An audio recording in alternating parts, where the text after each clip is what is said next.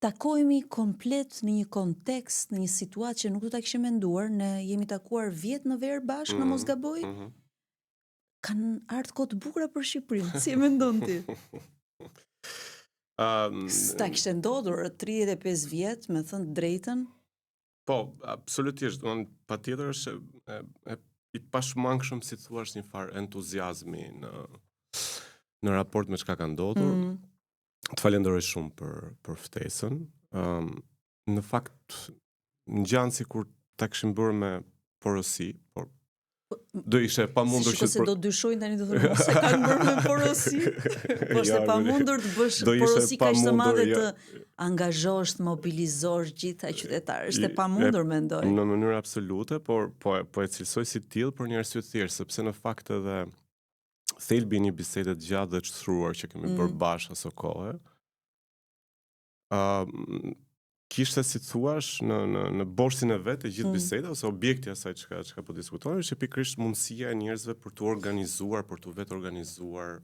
Folëm për forcën e komunitetit. Po, forcën e komunitetit, po mbi gjithë ato një komuniteti politik, a jemi në tafë që të bëhemi bashkë, të organizohemi, të mobilizohemi dhe të, si thuash, të angazhohemi për të kërkuar drejtat tona, për praktikisht për shoqërinë civile në vetvete, për te konvencionit shoqërisë civile që kemi diskutuar pashujërsisht. Tani nuk ka vlen të rikthejmë gjithçka që kemi diskutuar, po i rikthejmë shkurtimisht, vetëm për të kujtuar që ngjan situar si një vijim i asaj, por tani më në një kontekst krejt tjetër, dhe në qoftë se do na duhet të analizonim ato që kemi folur atë kohë, ajo në një farë mënyrë nëse do duhet lezonim një ndjesi mes asaj çka kemi diskutuar, mes rreshtave pra si thuash.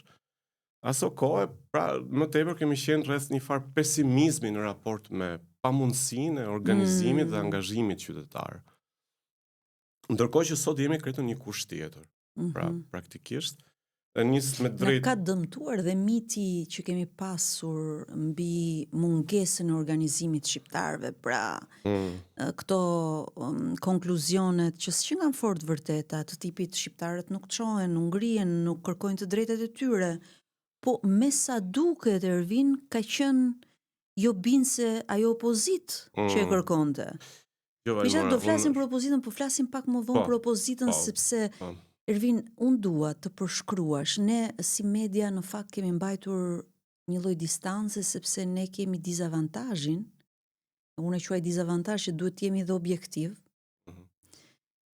Sigurisht ka shumë gazetarë që kanë dalë në protestë, që edhe kanë folur në protestë dhe secili nga ne është i lirë të bëjë dhe të veprojë konform ligjeve të kësaj republike që ne kemi, por natyrisht unë besoj të ajo gazetari që duhet me mbajt pak distancë, besoj tek ai lloj rrëfimtari që rrëfen pas ngjarjes. Madje është mirë të kalojnë edhe disa vite për të rrëfyer, sepse ne dim shumë mirë se çfarë të bën po themi ajo energji aty, ajo të mban, ajo të angazhon dhe natyrisht unë kam dashur të qëndroj e distancuar, sigurisht kam mbajtur qëndrimin tim pro proteste, e shqyr na erdhi kjo kohë, e kjo mundësi, kemi këta të rinj dhe kjo është vërtet një shpresë e jashtëzakonshme dhe energji shumë e mirë, por në rrafshin e zhvillimit të bisedave të thelluara mbi protestën kemi dashur që të kalojmë në si bie në 2 javët e dyta. Tani unë dua të përshkruash, ti ke qenë aty në protestë. Ke mbajtur dhe qëndrime publike patjetër. Dua të përshkruash, po themi, për një shqiptar, për një të huaj që nuk e ka ndjekur protestën, edhe 30 ditë protestë. Çfarë është ky organizim qytetarësh? Na i përmblidh me aq sa ty të rikujtohen detaje edhe nga përjetimet e tua aty, se je aktivist të themi, je pjesëmarrës i saj. Aktivist, por sa tani më kemi një shoqëri aktivistësh. Po, kemi një shoqëri, shumë mund ta cilësoj veten. Por të them të drejtën, po e nis nga vetja për me përshkru pastaj dhe të falenderoj për pyetjen, të falenderoj që e nis për kësaj. Jemi akoma në një moment ku gjithë pra ky akt qytetar që po ndodh është në proces. Kështu që me të drejtë dhe shumë mirë që jemi ende në këtë fazë, na bë të vështirë që dalim në konkluzione, por patjetër që na bën pa aq mirë të gjithëve të kemi mundësinë që të përmbledhim për të kuptuar më mirë çka po ndodh. Edhe si thua, edhe për të kuptuar se ku eventualisht mundet apo cilë eventualisht mund të jetë finaliteti i kësaj ose përfundimet e mundshme, se detyrimisht mund të ketë vetëm një përfundim. Tani unë prej formimit tim, si thuash, edhe për shkak punës që kam bërë edhe në auditor, pra si gjithmonë një nga lëndët për shembull që kam thënë kanë qenë lëvizje sociale. Domethënë, kështu që unë besoj edhe fort, po njës nga vetja, po shkurt pa dash flas për veten, krejt modestisht, po them Jo, është e rëndësishme që thekson aspektet të profilit tënd si studiuese Po në këtë të voglën timën jam sepse këndi yt më intereson në fakt. Të falenderoj shumë që kërkon këtë, se patjetër që është shkruar, është folur shumë, përveç saj të gjithë siç e the edhe vetë ke mundësinë ta vëzhgosh sistematikisht vetë, kështu që unë patjetër që do sjell këndvështrimin tim, natyrisht me drejtë se po bëj një parashtrim shumë gjatë, e thej që nuk mund të jemi edhe krejt objektiv, pra objektiv kuptimin që të distancohemi pra si thosh, me kërku këtë objektivitetin hiperobjektivitetin steril apo hiperobjektivitetin shkencor. Domethënë që as nuk do kisha preferuar në fakt në këtë moment, si thua me qenë tillë, por kam edhe të pamundur me qenë tillë. Përveç se shoh në vetvete, pastaj po këtu mos t'i futemi se kjo është një shumë komplekse me trajtu. Epistemologjikisht tani shkencërisht është krejt e vështirë me qenë absolutisht objektiv. Domethënë, sidomos kur bëhet fjalë për me studiu shoqërinë dhe me lexu shoqërinë, me marr pjesë njëkohësisht brenda proceseve caktuara shoqërore, transformuese kështu me radhë. Tani çka më lidh fort pra është mbi gjitha kjo, por mbi gjitha sepse në atë të voglën time jam munduar që të ushtroj edhe një lloj pedagogjie edhe në auditor apo kudo tjetër ku unë kam mundur që të diskutoj me të tjerë, me më të rinë ose të ngjashëm me mua, që pra këtë domosdoshmërinë e angazhimit qytetar në Shqipëri. Në të voglën time pashu e mundu të angazhohem që kam qenë shumë i ri, si trup, pa pretendu as protagonizëm asgjë, po pikërisht sepse ja kam njoh pra dhe ja njoh, ashtu siç ja njohim shumë prej nesh, rëndësinë e angazhimit qytetar. Për të bërë në funksion demokracisë, për ta bërë demokracinë që të funksionojë më mirë. Po. Tani ç'a ndodhi? Dhe si unë e pash, praktikisht e dim, po vlen pra si thuash, ti rikthehemi të gjithë ngjarjes, ta rindërtojmë të gjithë ngjarjen. Gjithçka nisi me rrethimin e Zvërnecit, po quaj kështu, për ta përmbledhur ato që po ndodhte. Po. Pa dijenin askujt, pa u bërë publike asgjë, të parët që evidentuan ishin ambientalistët, të cilët me të drejtë e amplifikuan si problem, e bën të ditur pra si problem për publikun. U zhvillua ajo protestë dhe mbi gjitha ajo çka ndodhi ditën e protestës, siç e dim, siç është thënë edhe nga shumë të tjerë, kur u tërhoi zvarr një nga protestuesit, shpalosi për publikun, pra ky ishte vetëm një moment, por në tërësi po ta lexosh atë çka po ndodhte aty, aty po shpaloseshin, si thuash, të gjithë elementët përbërës të një sistemi të cilët njerëzit me sa duket nuk e duan, nuk e pranojnë, jo me sa duket është e qartë që nuk e pranojnë, dhe kjo është arsyeja pse kryesore, pse po janë mobilizuar, janë angazhuar në këtë përmas për 31 ditësh tani më. Çfarë ndodhi në atë moment? Ishte aty çka u shpalos pra, ishte gjithë komponentët përbërës të këtij sistemi. Nga njëra anë kishim disa mercenar të fortë që tërhoqën zvarr një qytetar, nga ana tjetër kishim oligarkun apo oligarkët e mundshëm që po zaptonin një hapësirë tjetër të përbashkët, patjetër dhe private njëkohësisht, po mbi gjithë përbashkët sepse aty po pamundsoi dhe aksesin plazh, se po futemi në detaj, po janë detaje të rëndësishme. E gjitha po ndodhte në një zonë të mbrojtur, që është shumë e rëndësishme të theksohet. Pra, në këtë mënyrë po keq shfrytëzohej edhe natyra, po dëmtohej edhe natyra.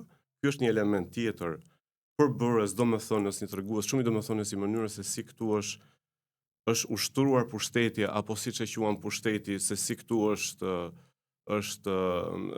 se si këtu, si thua, është ushtruar zhvillimi, e kupton, po në fakt ka qenë më shumë zhvillimin në thonjza, Po, duhet ka thënë, me qenë- thënë të drejtën se po të shikosh, Rivim, po të marrim Green Costin.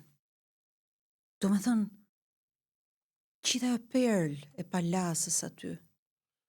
Jo, Valmora, se unë nuk doja të ndarë thjesht, po të mbyllat Jo, dhe do kthehem tek Me do. që e vizualizova direkt, Po. çfarë zhvillimi na ka Ke të sjell, drejtë, çfarë ke të zhvillimi na ka drejtë. sjell, se Ke të drejtë. ashtu siç po diskutohet kjo pjesa e 4 miliard, do investohen kaq, do investohen aq në zvërnece të tjerë, po ka debate edhe për këtë apo jo? Pa diskutim që po. Se s'vin në xhepin ton këto para. Pa diskutim që po. Mbase mund përfitojmë pak aty te forca punëtore, nuk e di, por edhe kjo është e diskutueshme. Unë nuk jam ekonomist, por jam e mbylla me përshkrimin, si thuash, të gjithë i peizazhi politik që po shpalose. Por mos harrojmë që ishte nisur rjolli para kësaj. Po, patjetër, pa diskutim. Sepse si thuash, u bëm bashk dy momente që u transferua pastaj në Tiranë e gjitha. Si u transferua në Tiranë e gjitha? Okej. Ja thjesht ta mbyll me këtë, pse unë e shoh pra pse lexoj si një farë shpalosje të regjimit, sepse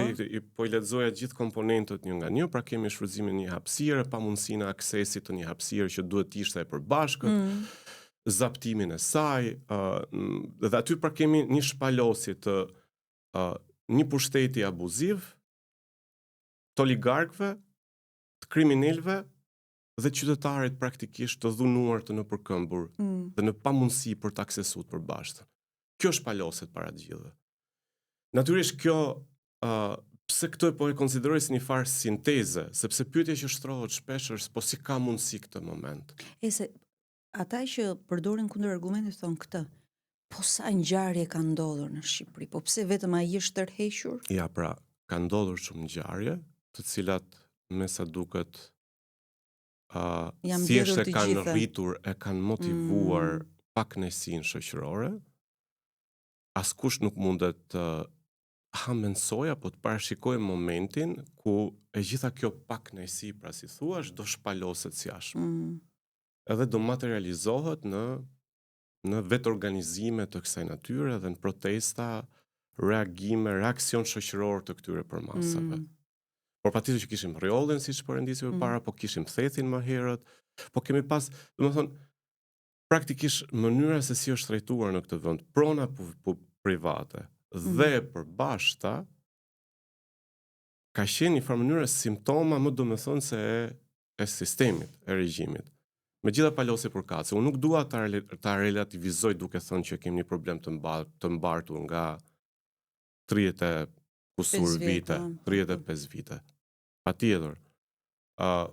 Por që kjo merr disa trajta caktuara brenda qeverisjes së këtyre 13 viteve dhe kjo është qartë, por nuk mundet, do duhet të ndaleshim gjatë për të ndarë se ku mbaron njëra dhe ku fillon tjetra. Po mbase ishte pika që derdhi gotën. Po, pa diskutim. Shumë njerëz në rrjetet sociale. Është kaq e thjeshtë, po di ta them edhe si tani po vendosim në petkun e studiuesit lëvizjeve sociale dhe pedagogët dikur të lëvizjeve sociale, patjetër që kështu ndodh kudo. Domethënë, jo gjithmonë ndoshta, patjetër, po kështu ka ndodhur në shumë raste, në shumë momente ku në shumë momente ku kanë lindur pra lëvizje shoqërore të këtyre përmasave. Jo vetëm këtu, kudo në botë edhe në perëndim. Pra, si thua, në qoftë se ne nisim për me kuptu pse si çfarë ndodhi në atë moment, për mua tabloja që na shpaloset aty si një farë sinteze e regjimit është e kuptueshme pse bëri të mundur derdhin e gotës. Çfarë ndodhi pas kësaj, pa diskutim njerëzit, nëse duam ta përshkruajmë në mënyrë detajuar nga ajo që un kam vëzhgu, se duke marrë pjesë, po kështu si vëzhgim nga jashtë, ndryshe nga ju gazetarë që bënë këtë vëzhgim nga jashtë, kanë bërë vëzhgim me pjesëmarrje në këtë rast.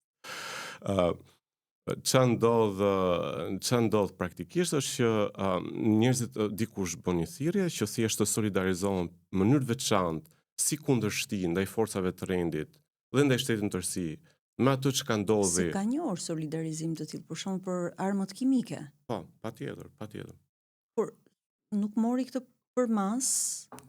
Ndoshta edhe për shkak se Rama ktheu mendje shpejt. Unë mendoj që çka është veçori dhe çka e bën si thua që mos të ngjaj edhe në momente tjera të protestave masive në Shqipëri. Janë disa element, patjetër, do kemi mundësi ndoshta të diskutojmë gradualisht, por si thua si një parashtrim të duke përdorur krahasimin. E para herë kjo shumë shpejt e tekaloi një çështje specifike dhe u transformua në kaos politike. Po si u bë? Si u bë? Do me thënë, ishte çështja specifike e Zvërnesit në këtë rast, apo e Rjollit më herët. Do me thënë, si u grupuan, sepse, shiko, ne tani dalim në ca konkluzione, por ama, po themi kemi pasur një parti opozitare që s'ka arritur do t'i mbledh. Dhe me momente që mund bashkonin njerëz. Ndërkohë protesta pati grupe edhe me kaje të ndryshme politike, po themi kishim grupime feministe, kishim grupime neoliberale, kishim grupime të komunitetit LGBT, kishim ambientalist, kishim edhe të djathtë aty në protest. Absolutisht. Se pati dhe deputet të djathtë në protest, apo drejtues partije si Shehaj, po themi mundësisë. Natyrisht kishim dhe lëvizjen bashkë që një nga lëvizjet e para se nuk duhen harruar këto momente dhe historiku me thënë të drejtën se si u bën bashkë. Patjetër. Po kemi sot që flasim eurodeputet të majtë që vinë. Po, patjetër. Unë për ta nis prej pyetjes parë sepse aty jemi. E zjerove siç edhe i shkon këtyre bisedave të shtruara, në fakt i mirë bën që e zjeron, po ndonjëherë na duhet përcaktojmë mirë sa koordinata sepse po, që mos u mbasim rrugës. Se ndryshe na bëhet shumë e vështirë për me rrok qoftë edhe në bisedë, pra sa ne lejoni bisedë të tillë si thuar. Nuk kemi se marrim përsipër me zauru gjithçka, por ç'a ndodh, praktikisht kemi të bëjmë me një prani të shumë shtrezimeve. Dhe grup moshave të ndryshme. Kjo është lehtësisht e dallueshme të përkatësive të ndryshme politike, qasjeve të ndryshme, ideologjive të ndryshme, besimeve dhe mos besimeve të ndryshme, kështu me radhë. Kjo është i qartë. Pse ndodhi në këtë moment, e tham, pse fitoi këto trajta, se pyetja e radhës, sepse mori këto për masa, unë prej kohësh kam shquar, edhe për aq sa kam mund edhe në këtë të voglën time të shkruaj diçka ose edhe të kem mundësinë të artikuloj publikisht. Dhe nuk e kam bërë si thuash as me naivitet dhe as sepse duhet patjetër që të në diskurs të mbjellim një lloj pozitiviteti të shtirur si thuash, por kam besuar gjithmonë që ka substrakt shoqëror aty që si thuash zjen përballë padrejësive. Dhe që vetëm akumulon pak kënaqësi. E dyta e kam shprehur në forma tjera, për shembull, kur është diskutuar për korrupsionin edhe Mëshdash, ose kam qenë dhe unë i pranishëm, ose Mëshdash dhe unë të bëm pjesë e këtyre diskutimeve, nuk e kam parë kur shoqërinë të gjithën si të korruptuar. Pra, nuk e kam pranuar kurse si këtë argumentin një farë kështu totalitarizmi korruptiv, si thuash. E treta, kam lexuar prej kohësh dhe këtu nuk po flas për populizëm, se po ta mendoja ndryshe e them ndryshe, pra po pishem me qenë objektiv si unë lexoj shoqërinë, nuk po ndalem te secila prej tyre sepse nuk do na mjaftonte koha. Këtë shpjegim kuptohet pastaj që secili e merr në këndin. Pikërisht, e treta, kam menduar që ne vërtet nuk kemi pas mundësinë ndër vite që të ushtrohemi në demokraci. Por, ama me çka unë kam arrit me kuptu, duke qenë pjesë e kësaj shoqërie, edhe duke lexuar empirikisht si studiues, për sa kam mund më marr me këtë çështje. Çka kam arrit me lexu është një rritje të kthjellësisë politike të individit. Që do thot, nga vjen kjo kthjellësi politike? Kjo vjen sepse sa më i qartë bëhet sistemi, dhe sa më shumë ti arrin me kuptuar që Gjërat që Gjithçka shkojnë. shpaloset para teje, po përfton trajtat e një sistemi, aq më të lehtë je ke për me fitu këthjetësi politike. Në kuptimin të paktën me qartësu vetën se çfarë nuk duhet të jetë. Dhe se si nuk duhet funksionojë një shtet, dhe se si nuk duhet funksionojë një vend. Dhe kjo konfirmohet plotësisht edhe në protestat më hershme, qoftë edhe të pjesshme, edhe në argimet më hershme të pjesshme të individëve, kur ti jep, edhe ju si gazetar kam përshtypjen, do duhet ta keni konstatuar. Kur jep mikrofonin njerëzve të flasin, prej vitesh të habisen një farë mënyrë me kthjellësinë e tyre. Po, unë kam vënë shumë komentet online, Ervin. Po, patjetër. Do me thënë, argumentet që jepnin në videot e Top Channelit, Klanit, opinionit e tjerë, sepse dihet qëndrimi i tyre dhe ne nuk duhet t'i harrojmë, kronologjia është shumë e rëndësishme. Patjetër. Edhe reagimi i parë i opozitës, po edhe reagimi i parë i këtyre që janë media, mendoj unë, sepse mund themi që janë njësoj fajtor në këtë keq orientim të opinionit publik. Nuk po themi njësoj fajtor se patjetër, po. Nuk vëm dot peshoren, por kanë peshën e tyre të fajit në këtë keq orientim të opinionit publike dhe në këtë ndoshta do kishim mundësi të kishim një demokraci më. Nëse duam diskutojmë edhe për këtë element. Falmor se po marr sjell, më fal, ndjes. Po qëndroj te komentet, pra. Ndjes, po. Argumentet e tyre. Do me thënë, nëse i merje se cilin më vete, ti mund të bëje një shkrim se cilin më vete për çdo koment. Do me thënë, një pjekuri në komentet e tyre në raport me vulgaritetin e përmbajtjeve mediatike që servirët e Top Channel, Klani, Opinioni e të tjerë e tjerë. Dhe këtu e shikon këtë pjekurin, se duhet vërtet ta mbështes këtë tezën, këtë pjekurin, dhe se ne nuk përmendëm atë forcën e madhe të rinjve, me thënë të drejtën, që mbajti një peshë të jashtëzakonshme dhe si e shikoj unë edhe të testuar në terren, është që se është ai procesi psikologjik i vrasjes së prindërve, pra i tejkalimit të prindërve, mua mu duk që ky brez i ri tejkaloi prindrit, e tejkaloi frikën. Ja, se po i lexojmë gradualisht të gjithë komponentët përbërës, se prap po më ndihmon, por edhe nuk po më ndihmon me këtë, se po të shkesi do të orientojmë prapë në shina të bisedës, pa merak, edhe mua më lë mundësinë që të shpreh. Okej. Është bisedë patjetër. Kjo është bisedë, falenderoj se kështu duhet ta zhvillojmë atë si bisedë. Ndryshe po të ishe ky formati statik i gazetarisë. Por te pjekuria ishe ti, te pjekuria e individit. Për të nisë nga pjekuria, pra unë po e lexoja si një komponent tjetër përbërës, pra një pakënaqësi të akumuluar. Në kohë e dyta është një rritje pjekurisë. Një rritje pjekurisë vjen vetvetiu politikës së cilit prej nesh, se po përfshim dhe veten te kjo shoqëri, nuk po bëni ndarje të. Një qenie politike të gjithë, s'ka diskutim. Çfarë neve na kishte munguar praktikisht? Si thuash, ishe ushtrimi në demokraci për te kornizave të partive politike, mënyrë veçantë të establishmentit. Dhe një nga arsyet pse shumë individ janë të egzaltuar, është mbi gjitha për këtë. Pra, ne kemi të kaluar në këtë moment, ose kemi shembur një farë mënyre, kemi rrëzuar një nga mitet tona, që na ka përndjek për gjatë gjithë bashkëkohësisë, në përgjithësi madje do kisha shtri për teksa gjithë modernitetin ton, po s'po futem tani në analiza më historike, si thua, po rri në post-socializëm, në gjithë të 30 ca vite ku supozohej që ne ta bënim, pra tjetonim brenda një sistemi më demokratik. Që na ka munguar, dhe madje këtu rimar edhe nga biseda e fundit që kemi bërë bashkë, është pikërisht ky kultivimi në përditshmëri i njeriut që i jep gjallëni demokracisë dhe kupton rolin dhe fuqinë e vet. Partitë politike përgjithsisht tani edhe në terma krejt weberian teorike të etj me radhë, janë në një farë mënyrë një lloj armate rreshtuar kështu me radhë. Dhe shpeshherë ashtu i raportohen fatkeqësisht edhe aty brenda pastaj mund të ketë dinamika nga më ndryshme. Patjetër që pretendohet që edhe brenda partive politike të ketë demokraci. Dhe mund të ishte një formë e lëvrimit të individit qenies politike edhe brenda këtyre formateve. Patjetër që ndodh një formë lëvrimi, por fatkeqësisht në mungesë të demokracisë brenda këtyre partive të establishmentit. Edhe brenda këtyre mjediseve ka qenë e pamundur që të kultivohet ky individi, si thuash, që janë një fushim politike vetës.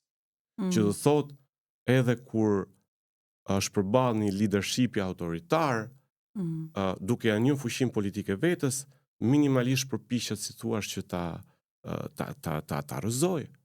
Ta rrëzoj në funksion demokracisë, dhe jo thjesht një ideal, po se tani në terma, jo thjesht pra në terma normativ, por me arsye njeriu arrin, nëse ushtrohet në këtë mënyrë, arrin me rrokë dhe me kuptues se cilat janë vërtet efektet pozitive të demokracisë. Tani po të hyjmë të diskutojmë këtë, nuk ja nxjerrim dot fundin. Po çka po dua të them, meqense se po e rimarrë një herë, meqense se më ftove sidomos të më të rinjt, kështu që po i rikthehemi një përshkrimit të asaj çka ndodhi, për të diskutuar se çka ka prodhu pastaj. Çka kam konstatuar që ditë e para, që është thënë edhe nga shumë të tjerë, është pa diskutim një pranie e konsiderueshme asaj që njihen si Gen Z. Po. Timi sinqert jam vetëm në perceptim, por tjetër çka unë kam konstatuar është që Gen Z kryesisht është një shtreset mesme urbane. Pra pjesë një shtreset mesme urbane. Nuk do doja të ndalesha gjatë në analizë me këtë, pse ndodh, nga vjen, pse buron prej tyre etj me radhë. Më ftove që tek një pyetje themelore që thua ato pra si thua vran në një farë mënyrë, vran frikën pra apo jo. Vran frikën, ndryshe nga breznite më parshme. Madje aty ke të rinj këto të verifikuara nga terreni që prindrit e tyre punonin në administratën e Edi Ramës. Edhe me gjithë këshillën e prindërve, aman të lutem se në më kryon probleme me punën, me partinë e tjere, ata dolën. Unë aman nga nga tjetër, këtu do duhet, po të hymë në një analizë me fjetë sociologjike dhe antropologjike, do na merrte mundësisht një podcast vetëm kjo, po përpiqem ta përmbledhim si unë e shoh, gjenerat të re që doli aty. Të them të drejtën, ka disa karakteristika të veçanta si gjenerat, të cilat pastaj nuk po du ta evitoj, por vërtet na merr shumë kohë, por unë për ta përkufizuar shpejt çka ndodhi, unë gjithsesi e shoh si një në kontekstin tonë. Po evitoj pra situash që të merr me gjitha karakteristikat e kësaj gjenerate, me cilat pa diskutime në bërë studime shumë të mira nga sociolog, edhe kam se ku mu referu, si thuash, po flas jashtë Shqipërisë.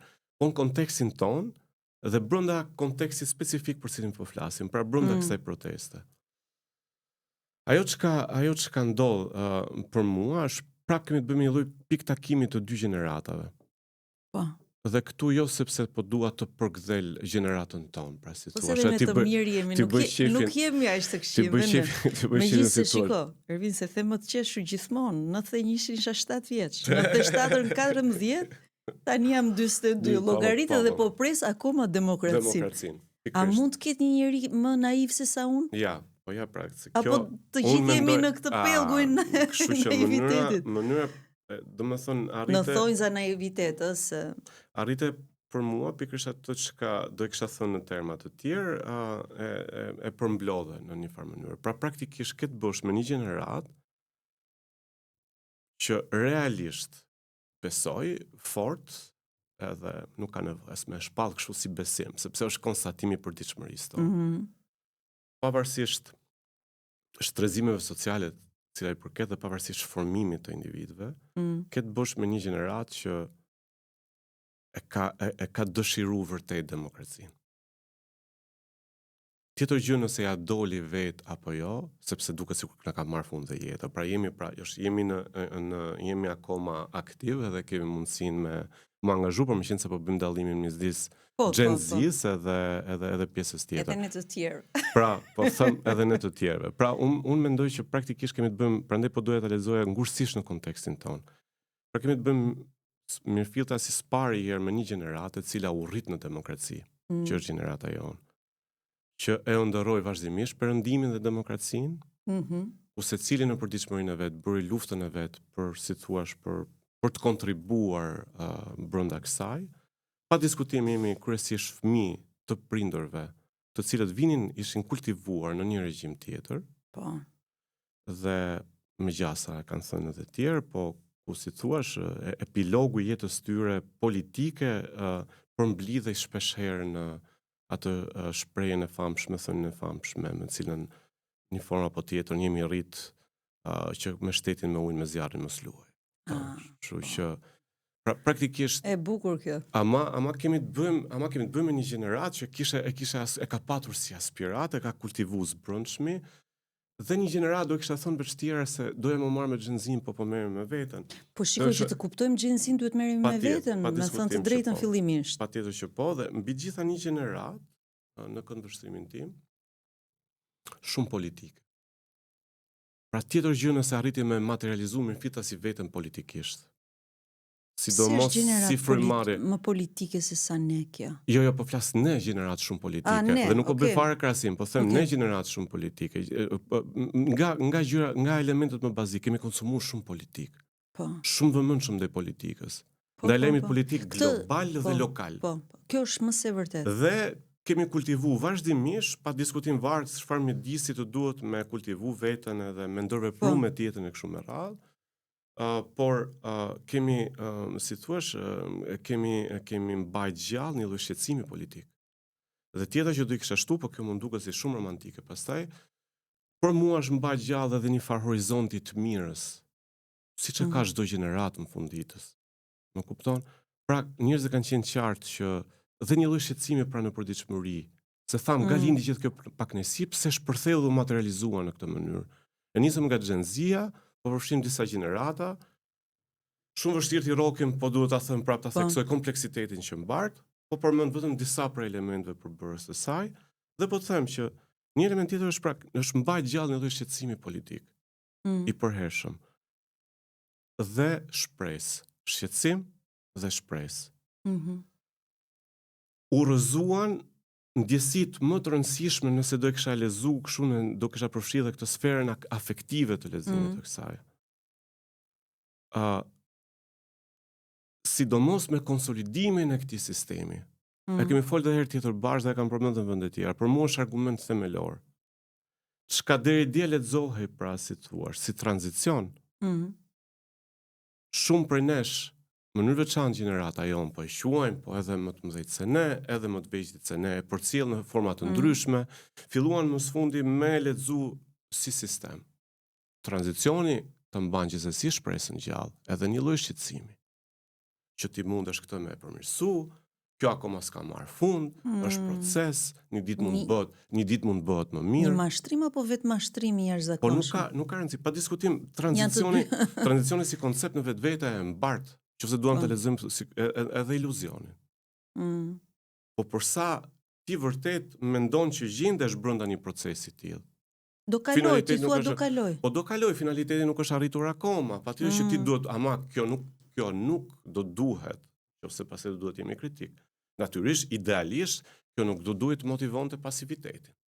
Dhe do vinte një ditë që ne të prisnim 30 ca vite që të egzaltoheshim më shumë që më së fundi jemi aktiv. Si shoqëri.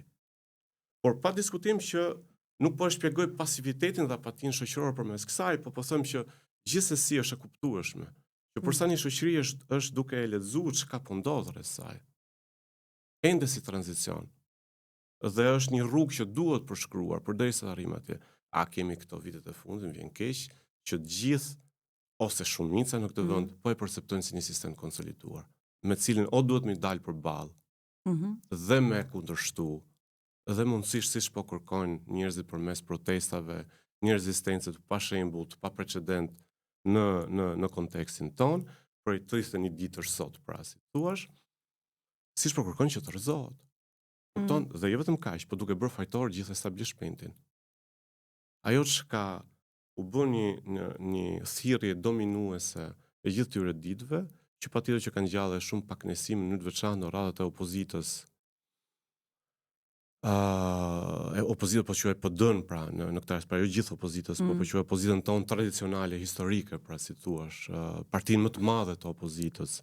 Kanë gjallë shumë pakënaqësi, por shpreha që madje ditën ta lakonin edhe në forma të ndryshme dhe ta kthenin në akronim të më të rinj të kështu me radhë, edhe në meme pafund ishte Berishamburg, BNB, RNB, edhe Ramanburg.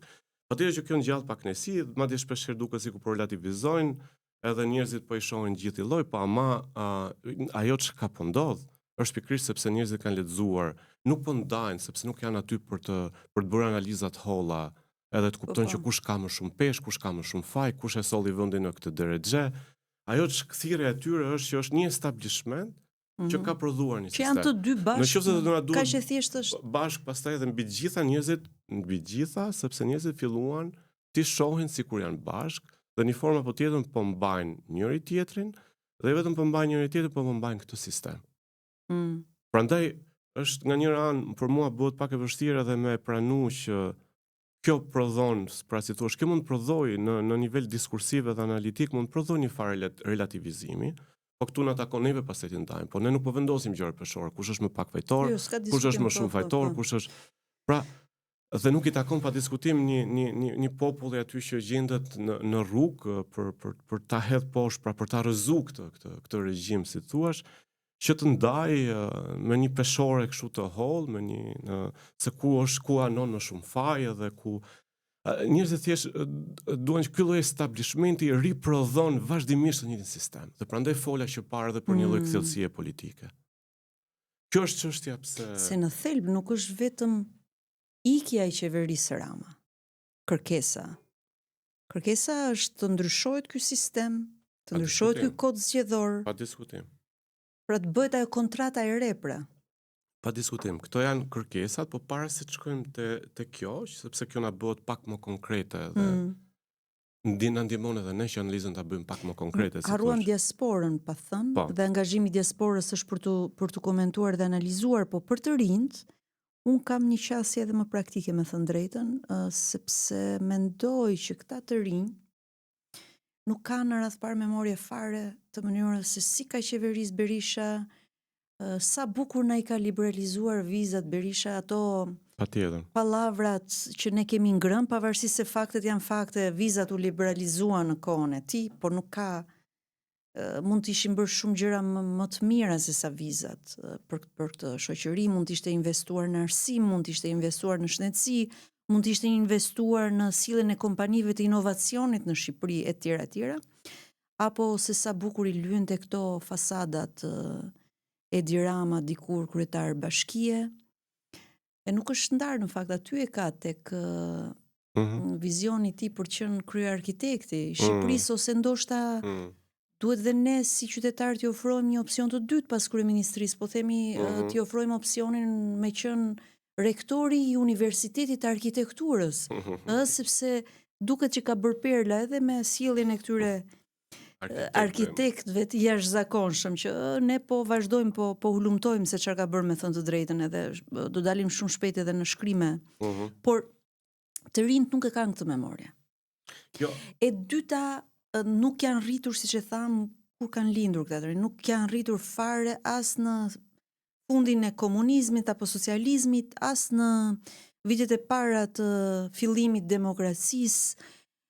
Nga ana tjetër, kanë pritshmëri të larta mbi veten. Edhe mbi atë që duan për jetën e tyre, sepse këta Berisha dhe Rama ja u kanë dhënë këto armë, dhe si thuash janë kthyer kundër tyre, sepse me liberalizimin e vizave, me lëvizjen, si të thuash, që të lëngonte në shpirt dhe në zemër të gjithë tyre të rinjve jashtë, me si thua shpërzënin e tyre. Ata pan aty jashtë, këta të rinj, me që edhe studiojnë dhe punojnë jashtë, pa një botë tjetër, pra. Ndoshta ajo një botë ideale, se nuk ka. Patjetër. Një botë ideale, por pan që ca gjëra mund të funksionojnë ndryshe, pan një universitet ndryshe. Patjetër. Atëherë ti i armatose këta njerëz që i përzure, sepse nuk i doje në këtë Shqipëri, me ca armë shumë efikase kundër teje, pra se është pak por e sigurt që nuk ka qenë ky qëllimi. Jo, s'ka diskutim. Nuk ka qenë. Jo, s'ka qenë. Shiko, qëllimi i Ramës që ka prodhuar dhe këto The Albanian Files nuk ka qenë që t'i kthej kundër vetes, se po.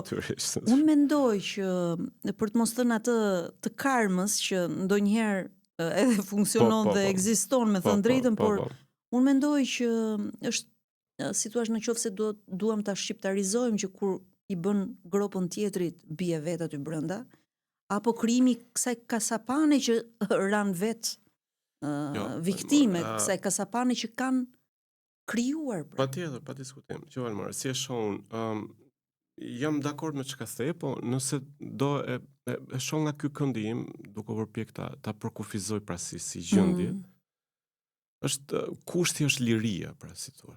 Liria është koncept shumë kompleks për me trajtu. Po e nisim për edhe këtë kuptimin më konvencional, si thua, të mundshëm të lirisë.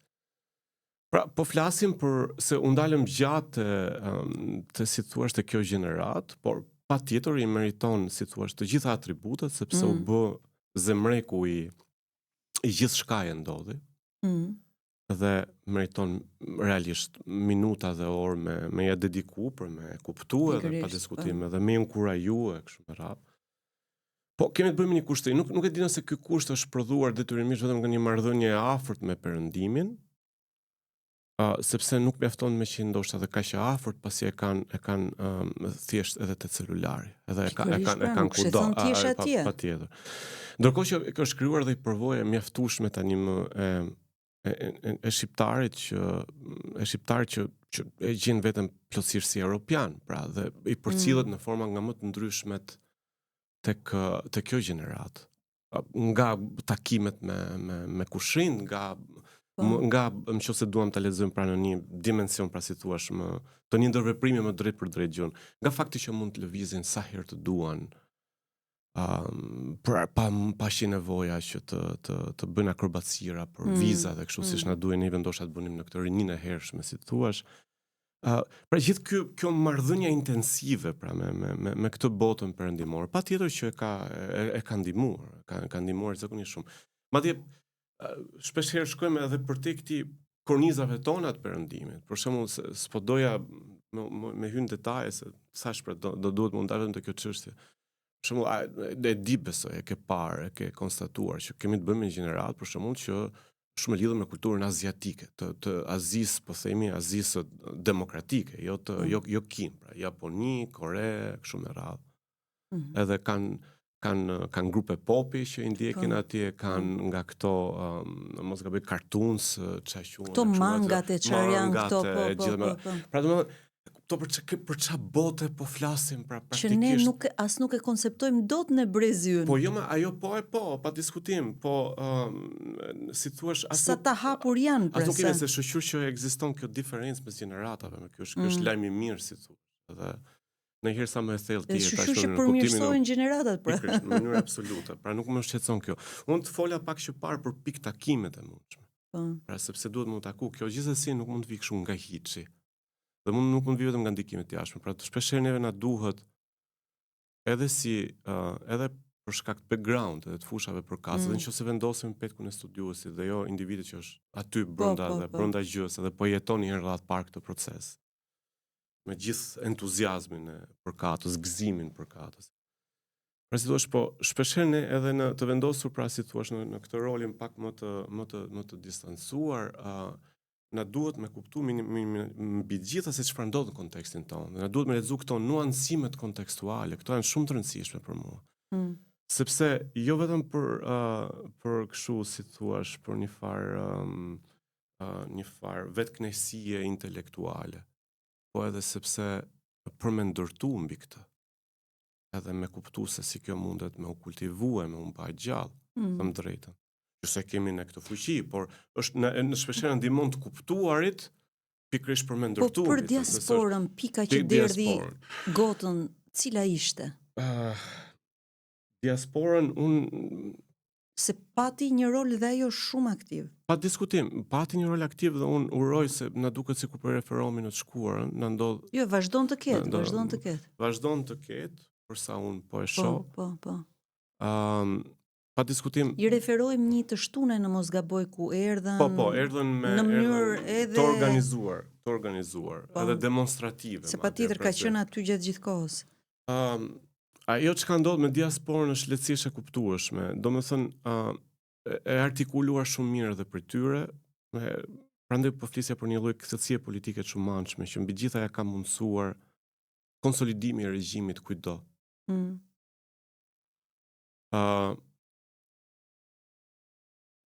Fajsojnë si burimin kryesor të një lloj hemoragjie të shoqërisë shqiptare, pra të emigrimit masiv, të eksodit, edhe të valës fundit të eksodit në mënyrë të veçantë, pa diskutim këtë regjim. Pa diskutim aty pastaj ka shtrezime nga më ndryshme, nga konspiracione që e lexon si shpopullim të qëllimshëm.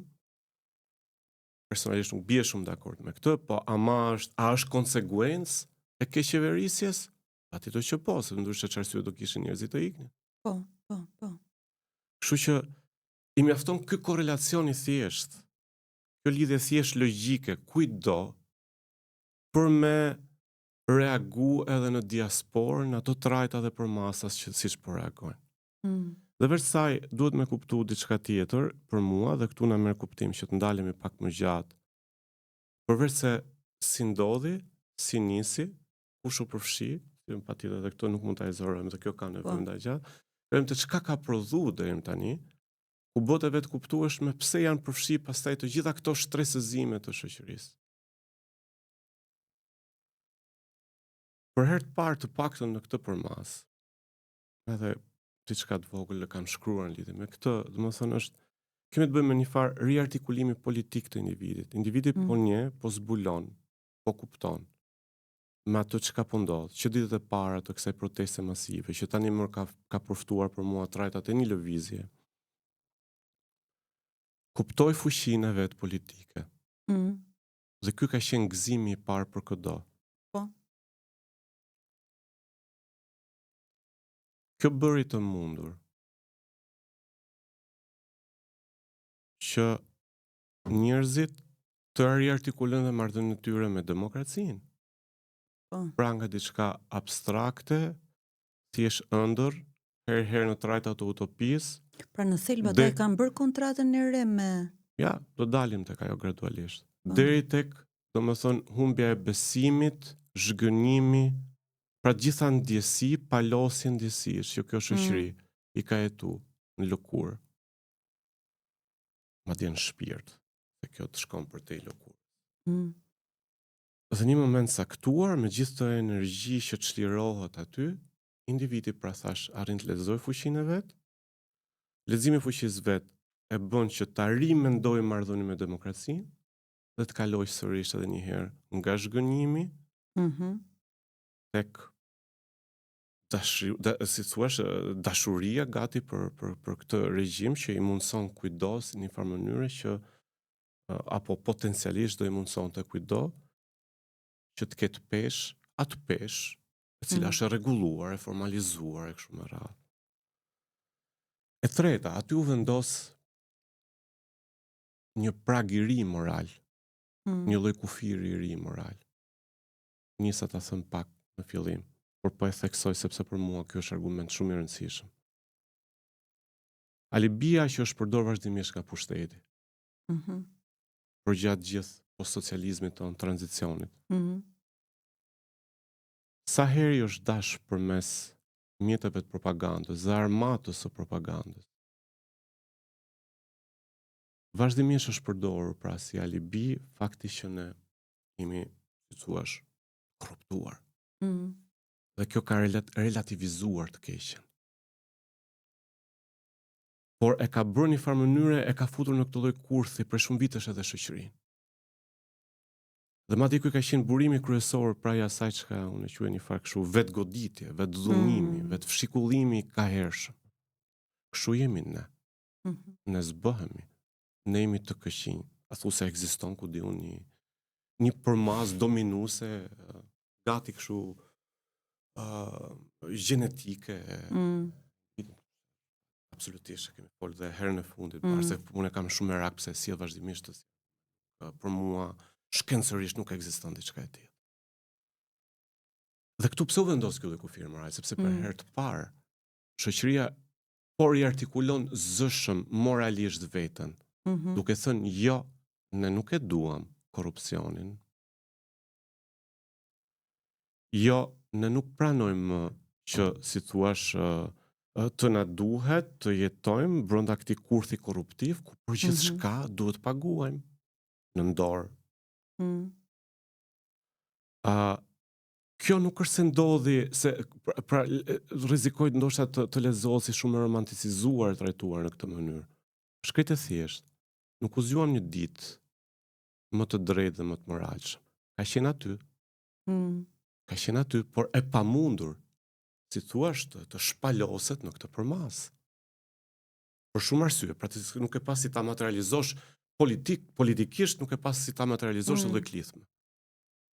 Patjetër janë mundu disi partitë e vogla, të reja etj, sepse ato janë munduar që të bëjnë një parandarje morale, por po flasim partitë tradicionale, pavarësisht se sa herë kanë qenë opozitë, kanë artikuluar këtë ndarjen, pra si thuash, mes të keqes dhe të mirës. Pra pushteti është, si thuash, e ka përftuar këtë përmas djallëzore sepse është ai korruptuar kurse ne jo e kështu me radhë. Po një ndarje tjetër që ta bëj shoqëria. Një ndarje kaq të fortë. Dhe thotë ne jemi këtu, kush është fizikisht, por edhe kush nuk ka mundësi me qenë fizikisht, edhe i angazhuar për ditë, mbi gjithë është duke bërtit dhe këtë. Ne nuk e duam korrupsionin. Edhe këtu s'ma mbush mendin njëri që kjo lindi vetëm aty për aty, por ne nuk e pas kemi dashur shumica. Ka qenë brenda nesh, pra. Kur them ne, po flas shumica. Pra një kufi tjetër që është vendos, është ky.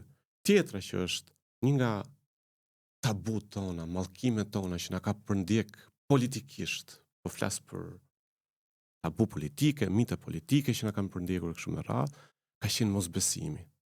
Mosbesimi kapilar. Kemi diskutuar mos gaboj. Edhe atëherë gjerësisht bashk, sepse për mua është themelore, sepse ka qenë pikërisht kjo si thuar si një gjendje dominuese që pamundësonte organizimin e individëve nga komunitetet vogla deri pastaj në këto përmasa që ne po jetojmë këto ditë. Mosbesimi ka qenë herë i ushqyer nga propaganda, sidomos kur bëhet fjalë për angazhime të kësaj natyre. Kur bëhet fjalë për pa diskutim ka qenë pra si thua një gjendje e ushqyer vetvetiu prej kohësh, por po flas për dy përmasat e saj, horizontale dhe vertikale.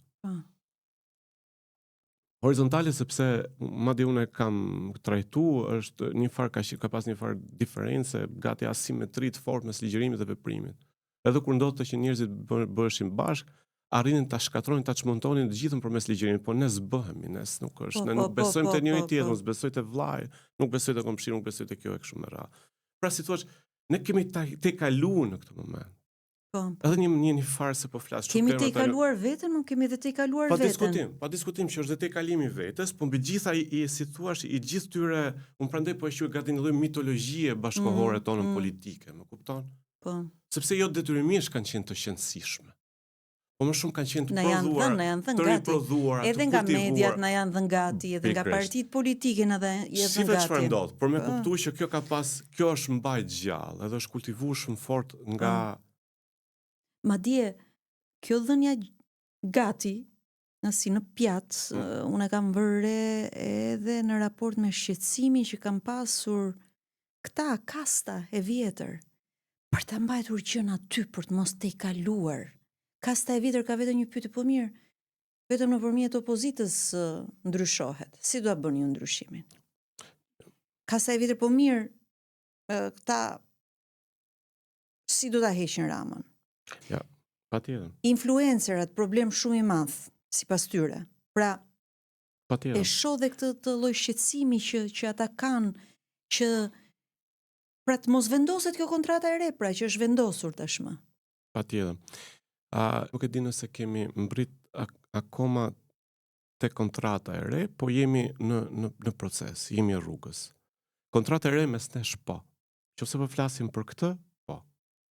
Nëse po flasim për një kontratë sociale në kuptimin e modernitetit, që është pra konstant kontrata sociale nga Rousseau me shokët e tjerë me radhë, pastaj sipas këndvështrim pikpamjeve të caktuara që pastaj inkuadrohen brenda ideologjive të caktuara kështu me radhë, po nëse po flasim për një kontratë me një shtet të ri, me një Shqipëri të re, kjo është rruga që po përshkrojmë akoma, që na duhet ta bëjmë. S'ka diskutim. Po kontrata, unë po flas për kontratën mes nesh. Për një kontratë të re, të ndërtuar kështu horizontalisht, në ndërveprime njëri tjetrin, pra ne si shoqëri. E lashtë e mosbesimi. Për çka u tekalua për mua që ka qenë fort e rëndësishme. Çfarë ndodhte? Që ta mbyll si argument. Pse ky është ushqyer vazhdimisht nga pushteti? Propaganda mbi gjitha është përpjek dhe jo rastisht edhe këtë herë të përdorte prej fillimi konspiracionin. Nuk ka ushqim më të mirë për mosbesimin se sa konspiracioni. Është si thua dieta ditore e mosbesimit. Po. Nuk i funksionoi sepse kjo pastaj këtu duhet më dalë. Agjentët e Greqisë, Irani u nis me Greqinë, mos gaboj, pastaj kaloi te Serbia, pastaj kaloi te Irani, rikthehet her pas here, por nuk është hera parë që pushteti përdor këtë taktik. Po. Duke qenë edhe mediave, po duhet të bësh një analizë. 30 ca vite dikush intensifikuar. Lazarati me Isisin një rasti konkret që mund të më përmendësh që që ke memorë shumë të mirë se unë në këtë aspekt, se si është keq përdorur kjo. Pse? Sepse instrumentalizoi pikërisht mosbesimi. Isha e lehtë për me lexu këtë lloj mosbesimi kapilar që ne pra nuk ja dilnim të vetë organizoheshim, mobilizoheshim, dhe sa herë ndodhte kjo.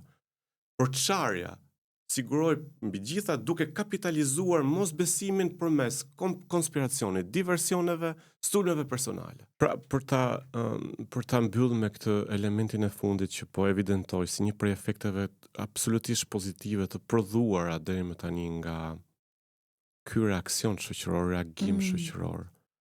Hezitoj ta quaj vetëm protest, në kuptimin pa diskutim është spari protest. Dhe protesta është shumë e rëndësishme. Por ka marrë trajt një lëvizje, po ndoshta kësaj ndalemi një moment tjetër te kjo. Për ta mbyllur me atë arsyetimin në lidhje me këto efekte pozitive, është pa diskutim pra kjo thyrja, si thua, e këtij mosbesimit te tjetri, mosbesimit te vetja. Pra megjithatë një farë mosbesimi politik, pra si thua, pra shumë radh parë është mosbesim social, po politik, pra kuptimin te vetja politike, te tjetri politike kështu me radhë, sepse gjithë ky rizbulimi shenjës politike në radh parë. E dyta një lloj fuqie politike, ti je aty, je shumë, etj. E treta një lloj vetdije, sepse kjo fillon të bëhet vetdije. Nis nga një çështje, artikulimi i secilit prej nesh në ndërveprimet që ndihmon njëri tjetrin, pastaj fillon edhe njeriu të kthjellohet, saksohet, sakson pak më shumë gjërat, e kështu me radhë deri pastaj ka edhe koordinatorë që shkojnë me të drejt kërkesave, se ma përmendën një moment që parë edhe më konkrete akoma, që për mua janë. Tani dy pyetje këtu. Një, a shënon kjo protest 30 ditore më shumë që do vazhdoj fundin e tranzicionit në Shqipëri? Një, dhe e dyta, çfarë mendon ti për revolucionin në vetvete? Sepse edhe kjo ka qenë e diskutuar, dhe pyetja e tretë pastaj se do të pyes pak edhe për nëse mund ta themi interesimin e mediave ndërkombëtare, e eurodeputetëve, a është e majta europiane interesuar? Si e shikon ti? Por të qëndrojmë tranzicioni, revolucioni dhe pastaj të shkojmë te majta europiane, edhe ndoshta edhe te efektet që ndoshta që diskutojnë disa për shkak të përfshirjes së dhëndrit të Trumpit apo jo.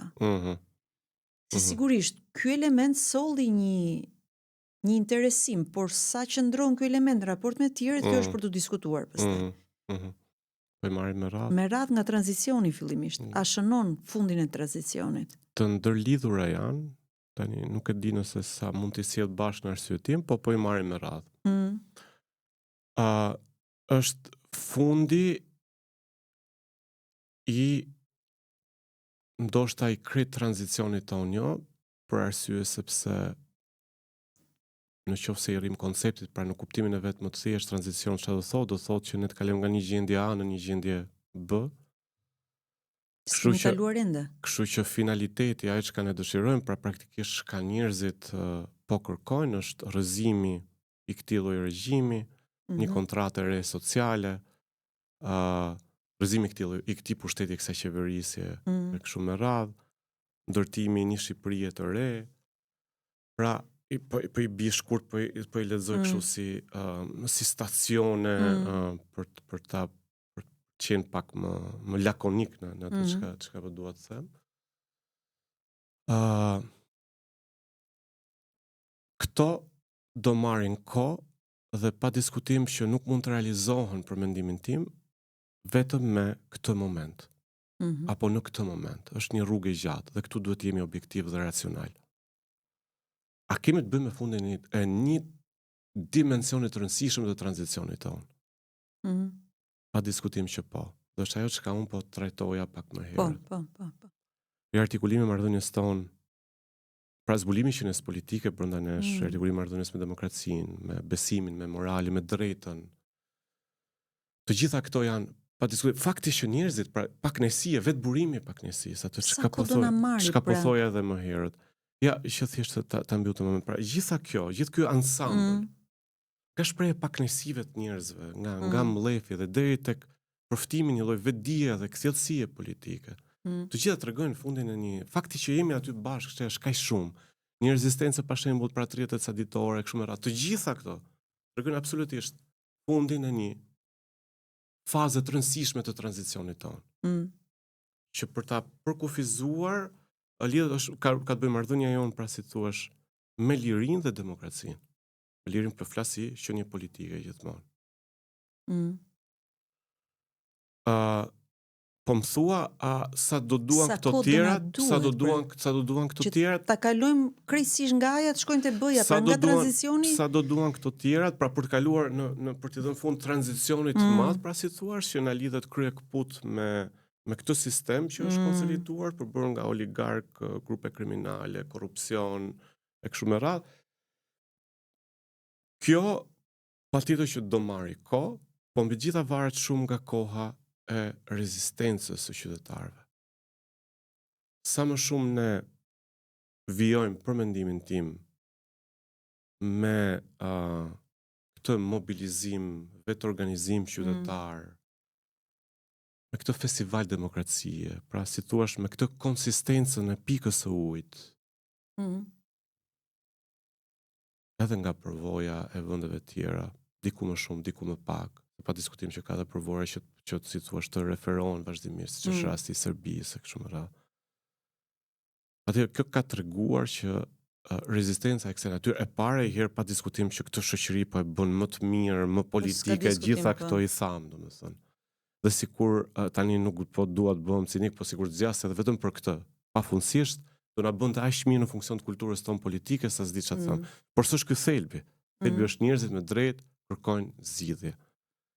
Kjo zgjidhje duhet me kuptuar që do na marrë kohë, por për mua, në qoftë se e shohim me këtë në korrelacion me këtë që po ndodh, kjo thjesht duhet ndaj zjas sa më shumë. Dhe e di që humbet durimi, e di që bëhet e vështirë, edhe për shumë faktor rrethanor nga vapa, ku diun se çfarë gjithë me radhë, por njerëzit janë aty, njerëzit janë aty, vazhdojnë të jenë aty, që është jashtëzakonisht e bukur ajo që po ndodh, edhe e mirë, edhe unë besoj që për ta mbyllur pra me këtë pjesën e këtij tranzicionit pastaj që është e këtij finalizimit në një mënyrë të tranzicionit që pastaj është më sistemik, që nuk është më tranzicion, por sepse është kjo përballje me gjithë sistemin edhe ose më saktë regjimin në tërësi. Kjo pra do doj kohë. Po mbi gjitha varet shumë nga rezistenca qytetare, e qytetarëve. Mbi revolucionin, se ka pasur një debat, a duhet revolucion, a ndërrohet sistemi me revolucion? Dëgjoj, ka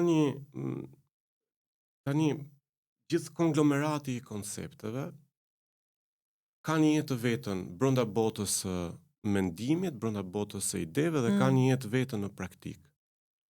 Pra, shpeshherë aty ku bëhet një farë konvencioni ose common sensi, njerëzit e asociojnë shpeshherë me një kujtesë saktuar kolektive, asociojnë me përvojat e tyre, asociojnë me thjesht me kujtesë kolektive të gjeneratave të saktuara e kështu me radhë.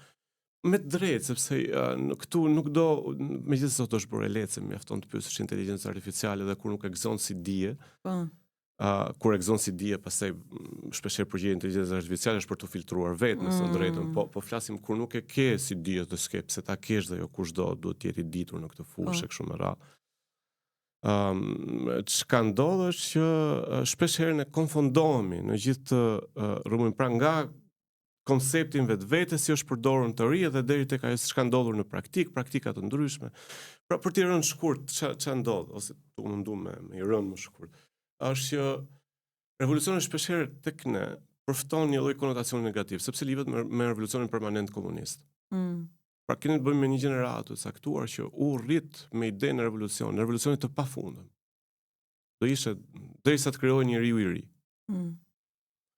Ka një moment që ha shumë diskutim edhe në teori, që është ky momenti i përmbysjes së regjimit komunist. Që hera herës është quajt nga autorë të ndryshëm që se e bëjmë kështu pak më teori, është quajtur revolucion patjetër.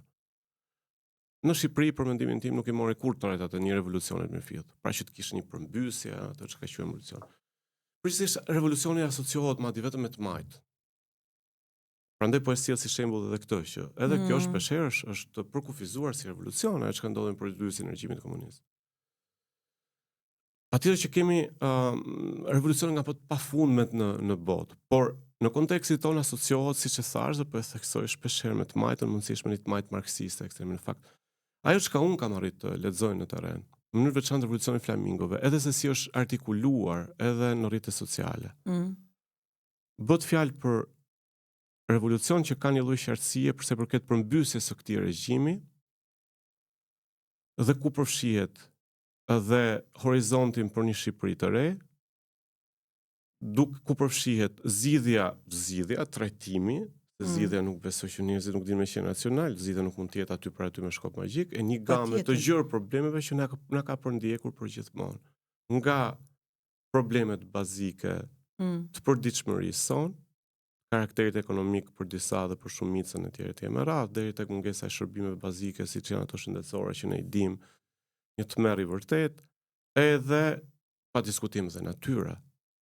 Dhe prandaj është pse revolucion? Sepse po flasim për përmbysje. Ç'a natyrë revolucioni po flasim? Përsa unë arri me lexu me e kuptu deri tani, revolucion paqësor.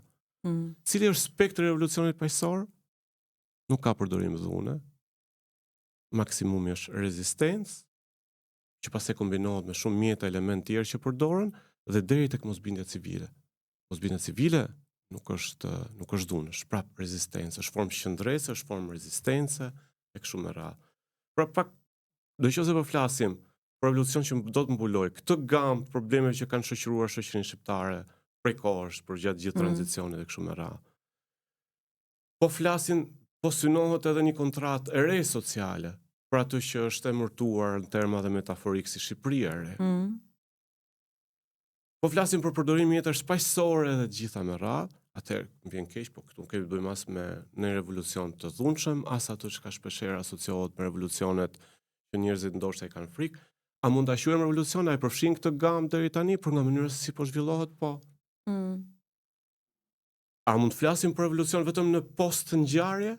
Pra duhet parë nëse vërtet kjo do mundsoj përmbysjen, sepse ka një konotacion që nuk e shmangim dot, ka një bosht vet revolucioni si koncept, që është patjetër që është përmbysja, pra është rrëzimi mbi gjitha e diçka. Nuk do të thotë prapë thjesht seriomi që mos kemi pas për shembull revolucione kulturore.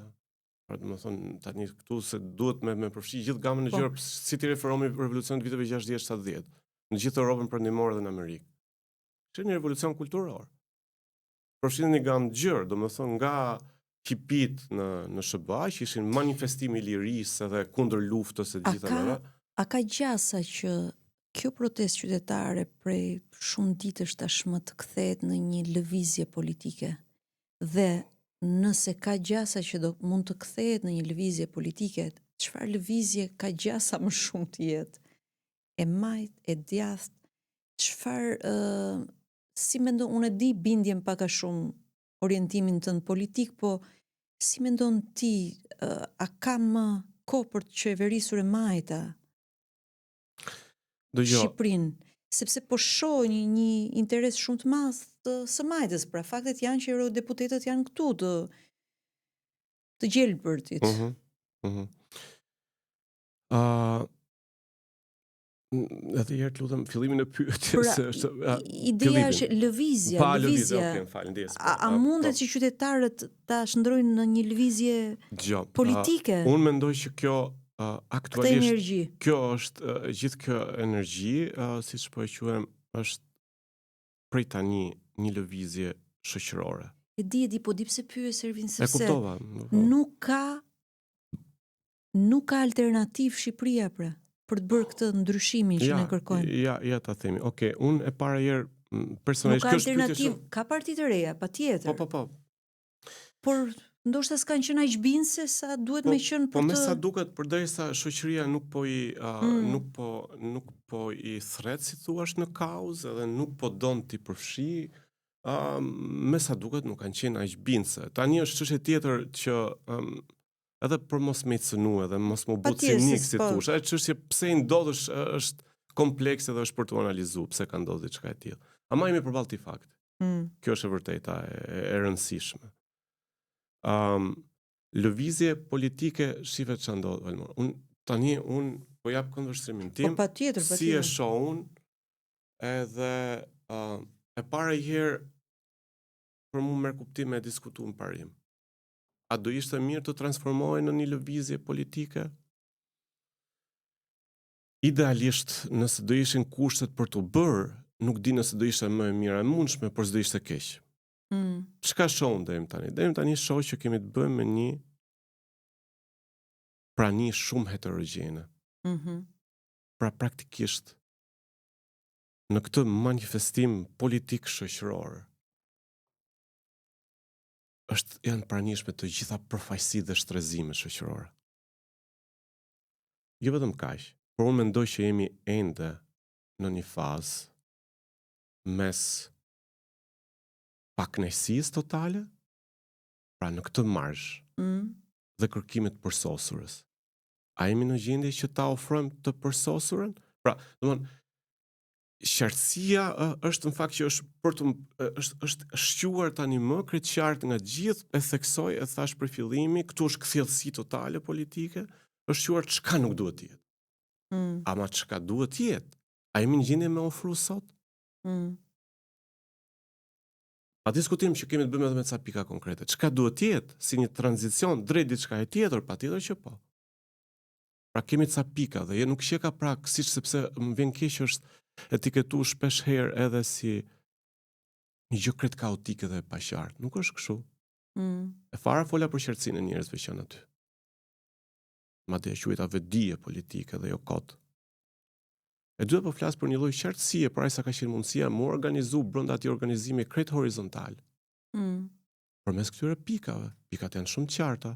Qeveri teknike, ndryshimi i kushtetutës, kufizimi i mandateve, që në fakt e shoh fakt sido që të gjykohet, pavarësisht se çfarë mbajnë republikat parlamentare, ku diun sistemet ngjashme me ne, edhe në perëndim, e shoh domosdoshme për gjitha vendet e ngjashme me ne. Kurzim mandatesh, nuk ka asgjë të keqe.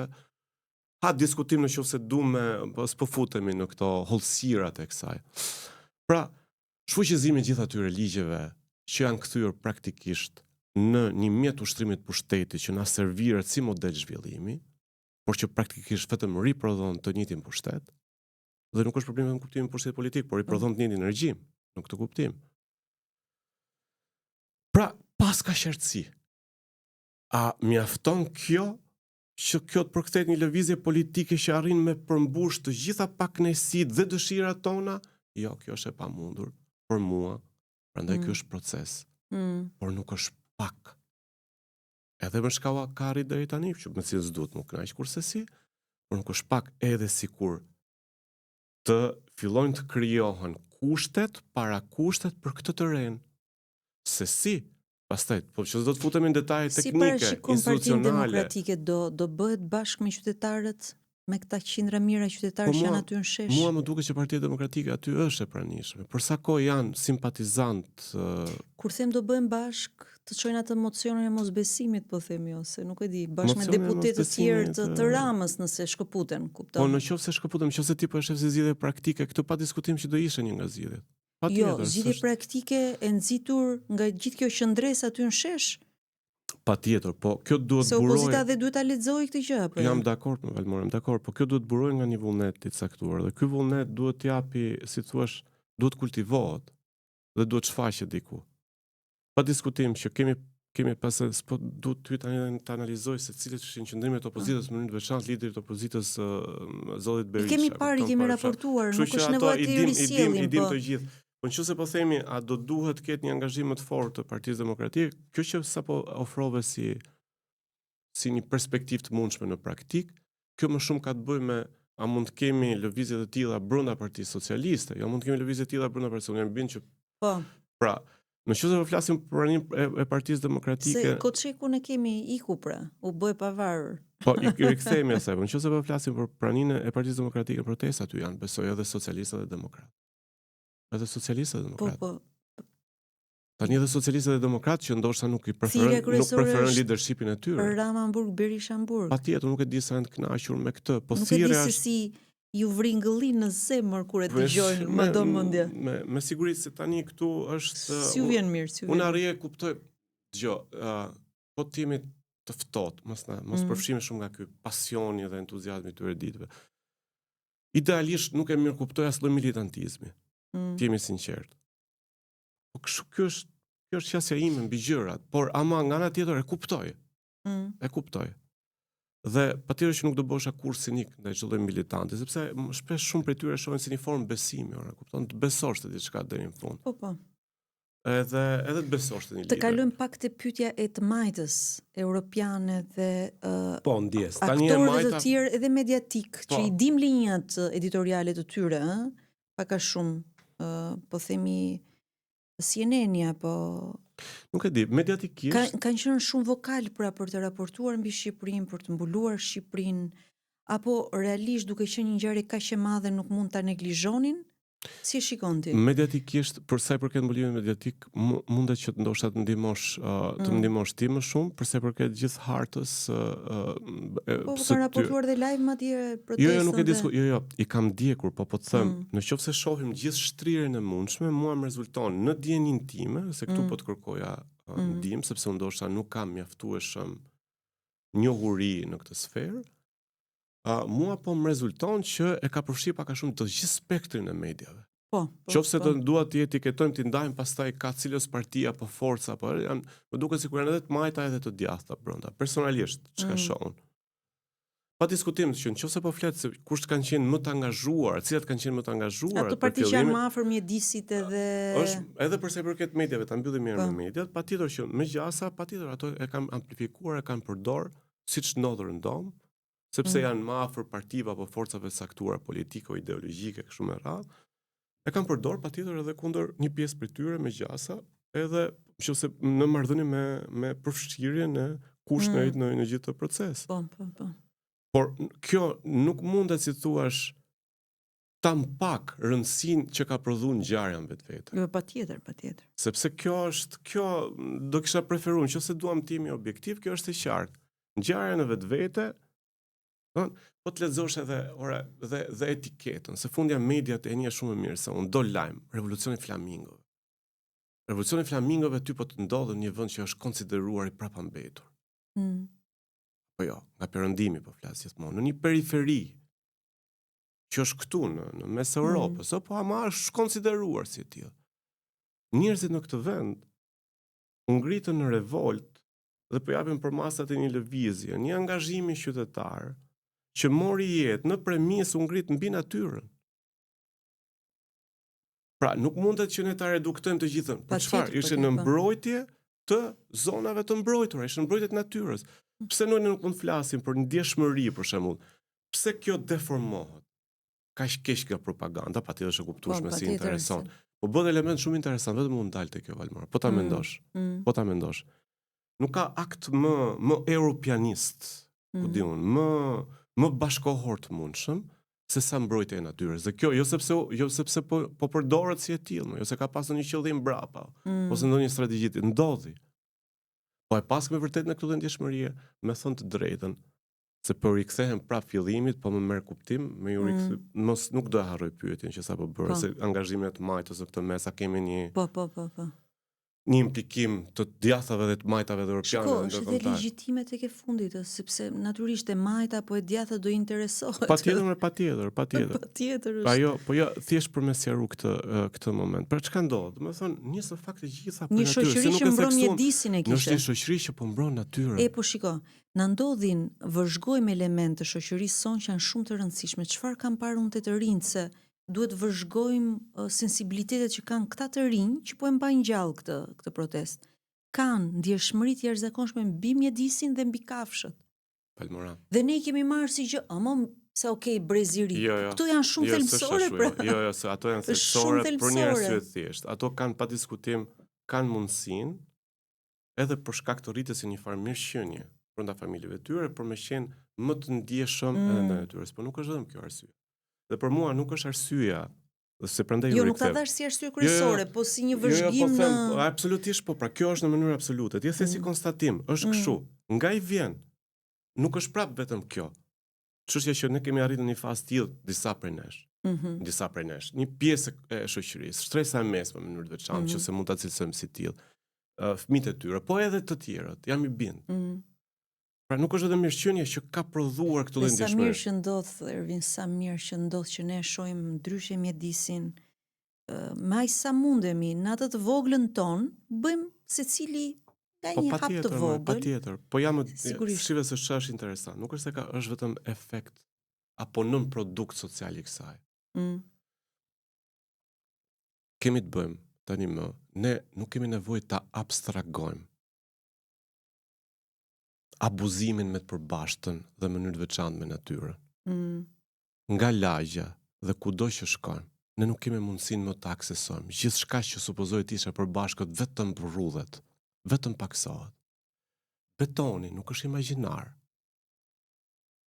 Kishe 3 pemë përpara diku aty, tani ke beton. Jo, ke beton sepse po bëhet një pallë. Për shkak të këtij sistemi, i cili mund ta riprodhojë fuqinë e vet, vetëm përmes betonit, atëherë ne si thuash, jemi rrethuar nga betoni kudo. Dhe kjo ndjeshmëri nga natyra, pra kemi një përmas, është dhe çështja e mirëqenie. 2, kemi një përmas tjetër, pa diskutim të ndikuar nga gjithçka ndodh në perëndim që e tham. 3 dhe më rëndësishme, është ajo çka ti të duhet të vuash në përditshmëri. Nuk është abstragim, është përjetuar në lëkurë, pa mundësi nga Tirana dhe kudo tjetër, për të jetuar nga Tirana që nuk e mundësi me jetu një qytet normal. Për shkak të këtij sistemi, pa u pyet kur shoqëria, pa bë kur transparencë për këtë, pa u përfshi kur shoqëria në gjitha këto procese.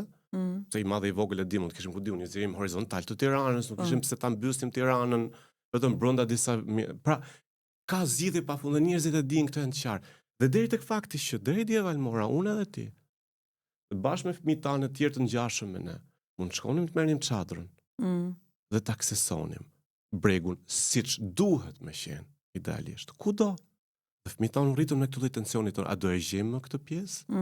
Nuk e gjetëm dhe këtë herë. Na e morën dhe këtë. U morë dhe kjo tjetra. Iku dhe ajo. Po ku iku? Pra është përjetimi i përditshëm i këtij sistemi të krijuar. Dhe tjetra është ajo çka i duhet të shohin. Më morë që parë palasën. Palasa po ta shohësh si peizazh. Edhe treguesi si varrezë masive. Hapja e asaj porte tek Akomeja. Do të thënë se ajo tregon fiks dëshpërimin, revoltën që ne kemi pasur dhe dëshirën për të jetuar, për të shijuar atë copës parajse që na ka hedhur Zoti dhe pra ti ignoron pronarin e tokës. Ignoron qytetarin që mund të aksesonte si të përbashkët. Atë çka po flas është hapësira përbashkë. Jo zonë në këtë rast. Me qenë se po flasim për Bregdetet nga Rriolli dhe nga Kome, po flasim për Bregdetin. Dhe nuk ka, dhe këtu aq sa që të bëhet e tepër dhe thjesht fillosh. Këtu kemi bërë këtë kontratën me njëri tjetrin, këtu themi jo pra. Pikërisht pra. Përkundër parathënieve, fjalëve të arkitektëve që Rama ka thënë ai libri fali dosjet shqiptare apo The Albanian Files. kanë vënë dhe emërtimin shumë interesant më të drejtën. Patjetër. Shoqëria po I thotë jo. Jo, Shoqëria nuk e thotë pranojmë këtë Nuk mund ta model bësh, po themi, pushteti që po na servir si model zhvillimi. Nuk mund ta bësh të projektin që mendon ti ta bësh në divjak, po themi. Divjak është një no, një big no. Nuk mund ta bësh në Zvërnes, në Pishporë, në gjithë lagunën e Nartës, no. Dhe na doli një shoqëri e tërë që qen ka kundër zhvillimit në mënyrë të veçantë investimeve të huaja, anti-amerikane, anti-perëndimore, një nga shoqëri që e ka vërtetuar në 8 milion mënyra. Që ç'a do të them tani? Ti kthehemi ku diun, pse për qenë pak për t'ju referu treguesve më shkencor. Në çdo sondazh vazhdon me dal vendi që don më shumë se kush do më integru në Bashkimin Evropian. Patjetër, po. Në çdo sondazh vazhdon me dal vendi që don më shumë, që don më shumë nga gjithë Amerikën. E kupton dhe organizata ndërkombëtare të rëndësishme etj. Po nuk pinuj, janë mendoj tentativa të pushtetit që po të kalojmë te e majta, se këtë dua të di të majtën dhe pastaj do të kaloj te ca fjalë kyçe që të më bësh një përmbledhje se shumë e rëndësishme, edhe pika të tjera që ne kemi lënë pa prekur në bisedë, po të analizojmë pak të majtën. Pra, dhe e majta jo vetëm të interesi që ka treguar drejt kësaj proteste qytetare, po edhe në pikpamje të që për çfarë mund të jetë gati më shumë Shqipëria për një qeverisje të majtë apo një qeverisje të djathtë. Tani kjo e fundit të mos është një gjë që nuk realizohet, se po pyet për një gjë që do një studim akademik më vetë. Absolutisht. Ne jemi këtu të japësh mendimin qoftë edhe Patjetër. Përfaqësor nëse mund ta japësh dhe pastaj e shtresëzojmë në podcaste të tjera. Patjetër, do kemi kohë. Ka mundësi, patjetër. Po. Përsa I përket majtës, pra po thoje që e para herë nisi nga mediat, e dyta po thua edhe si far angazhimi të eksponentëve politik, kryesisht nga europarlamentarë që vinë më shumë ti nga e majta. Po. Lehtësisht e kuptueshme nga gjithë që është e arsyeshme një përfshirje, një angazhim më I fortë I tyre në mënyrë të veçantë I ambientalistëve, sepse kjo lidhet në radhë parë apo nisi gjithçka. Pavarësisht se u bë pastaj kjo që e dim, pra kundër korrupsionit, kundër oligarkisë, kundër kriminalitetit kështu me radhë, kundër gjithë regjimit, nisi dhe vazhdon të jetë një element shumë I rëndësishëm, mbrojtja e natyrës, qofse I biem shkurt, e thënë shkurt. Kështu që është më se normale që të përfshihen më tepër ambientalistët. A kemi të bëjmë me dy botë brenda Europës?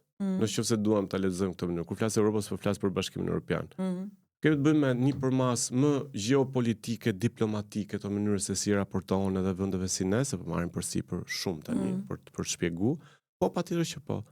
A kemi të bëjmë edhe me një botë tjetër brenda këtij Bashkimi Evropian, ku kemi këto europarlamentarë, deputetë njerëz të cilët her pas heri artikulojnë probleme të saktuara dhe jo vetëm sepse sektorat na bi për shtat neve, po që janë edhe kundër qeverive respektive, janë edhe kundër mënyrës se si administrohen punët brenda Bashkimit Evropian. Patjetër që po. Përsa I përket se çështje pse po afrohen më shumë të majtë dhe jo të djathtë, këtu pastaj kjo duhet me pas pak më shumë të dhëna, po e thash, pra e para është për shkak kësaj marrëdhënie që ka me natyrën, e dyta është sepse këtu bëhet fjalë, po kjo në një farë mënyrë do duhet kishte edhe një përfshirje më shumë të djathtë, bëhet fjalë për demokracinë në një vend caktuar, shumë e rëndësishme, bëhet fjalë për luftën kundër korrupsionit, dhe unë këtu nuk shoh një dallim të madh ideologjik. Prandaj vetëm që gjej si pikë takimi deri tani si një lidhse, pse ka implikuar, pse ka përfshirë më shumë të madh, që duhet ta bëjmë një verifikim, po me sa kam parë Shiko, duhet menduar që implikimi mund të jetë edhe viziv publik, pra me daljen. Po, patjetër. Por mund të kemi implikim të së djathtës edhe në underground. Patjetër që po. Sepse shihet që nuk është më e njëjtë situata. Po pa diskutim. Unë për këtë jam I bin, po flasim për çka na shpaloset, pra çka ne mund të kemi të dhëna dhe mund ta lexojmë nga ajo që shohim. Dhe sepse asaj po referoheshe.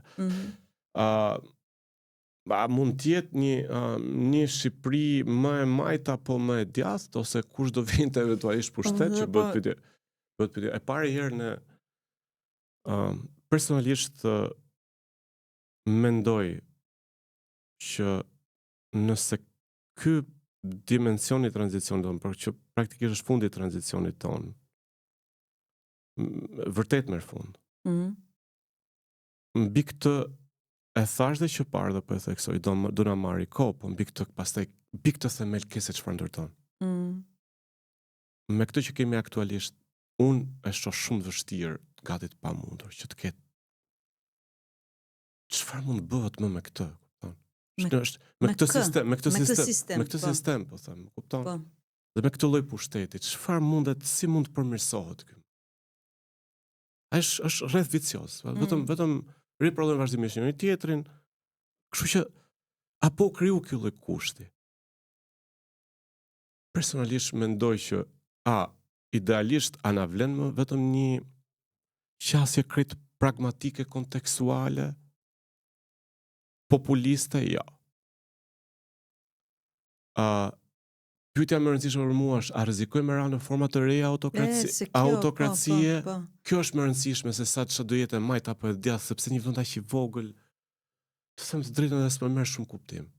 Nëse do më pyesësh mua dhe jemi në orën e dëshirave, çfarë qeverisje do doje të bëje ti? Kapitalizëm njerëzor. Që do thotë për mua, si thua, një formë social-demokracisë e riparë, kështu më radhë, po kjo është krejt e parëndësishme për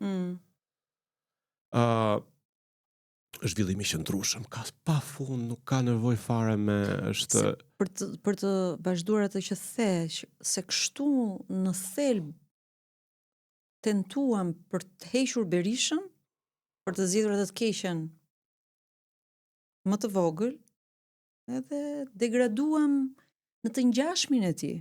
Se po t'i kthesh koncensioneve gjithë sistemit, nuk është se shpiku Edi Rama këtë sistem, jo. Jo. Ai e gjeti gati të filluar dhe e perfeksionoi duke i veshur edhe këto ngjyrat që ka specialitet. Vetëm që unë mendoj që është saturuar aq shumë edhe ka arrit në një fazë të tillë sistemi që është bërë i vetë mjaftueshëm. Dhe ky është problem serioz. Pra as ti nuk i duhesh më. Asun. Dhe kjo është arsye pse ka kaq të lehtë ose pati kaq të lehtë deri para kësaj revolte. Që t'injoronte ekzistencën e kujdo prej nesh. Se di me këta eurodeputetët çfarë do bëj tani, se qytetarët i ka shënjestruar, bullizuar me këta eurodeputetë. Këto iranian nuk mu duken si fillim. Tani nuk e di ç'a mund të jenë përkatësi tjetër, kjo është për tu parë. Por njerëz që kishin gjetur që është greke. Po me siguri, po njëri ishte rumun që foli dje, tjetra ishte italiane. Jo, po nuk i targetojnë dot, madomendjes. Nuk i bullizojnë. Po nëse këto italianës do e gjejnë diçka, këtu do jemi, avash. Kishin bërë në fakt një foto me AI lidhur me grushtin. Ajo po ishte tjetra, ka qenë brëm një tjetër, bro. Dakor, po më përmendë italianen, mendova që kishte për Ilarian. Ilaria Salis në mos gaboj? Po, nduket se po. Tani çfarë ndodh me këto europarlamentar, më kam përshtypjen që këto vetëm të shtonë, prandaj po flisja që bëhet shumë e rëndësishme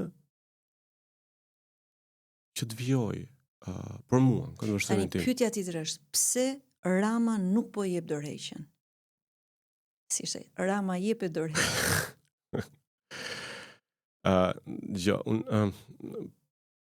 E para herë sepse edhe kushti që është vendosur për dorëheqjen ja bën edhe më të vështirë. Pra gjitha këto kushte që në fakt janë vendosura si kërkesa, për mendimin tim janë boll të arsyeshme, por edhe të zgjuara.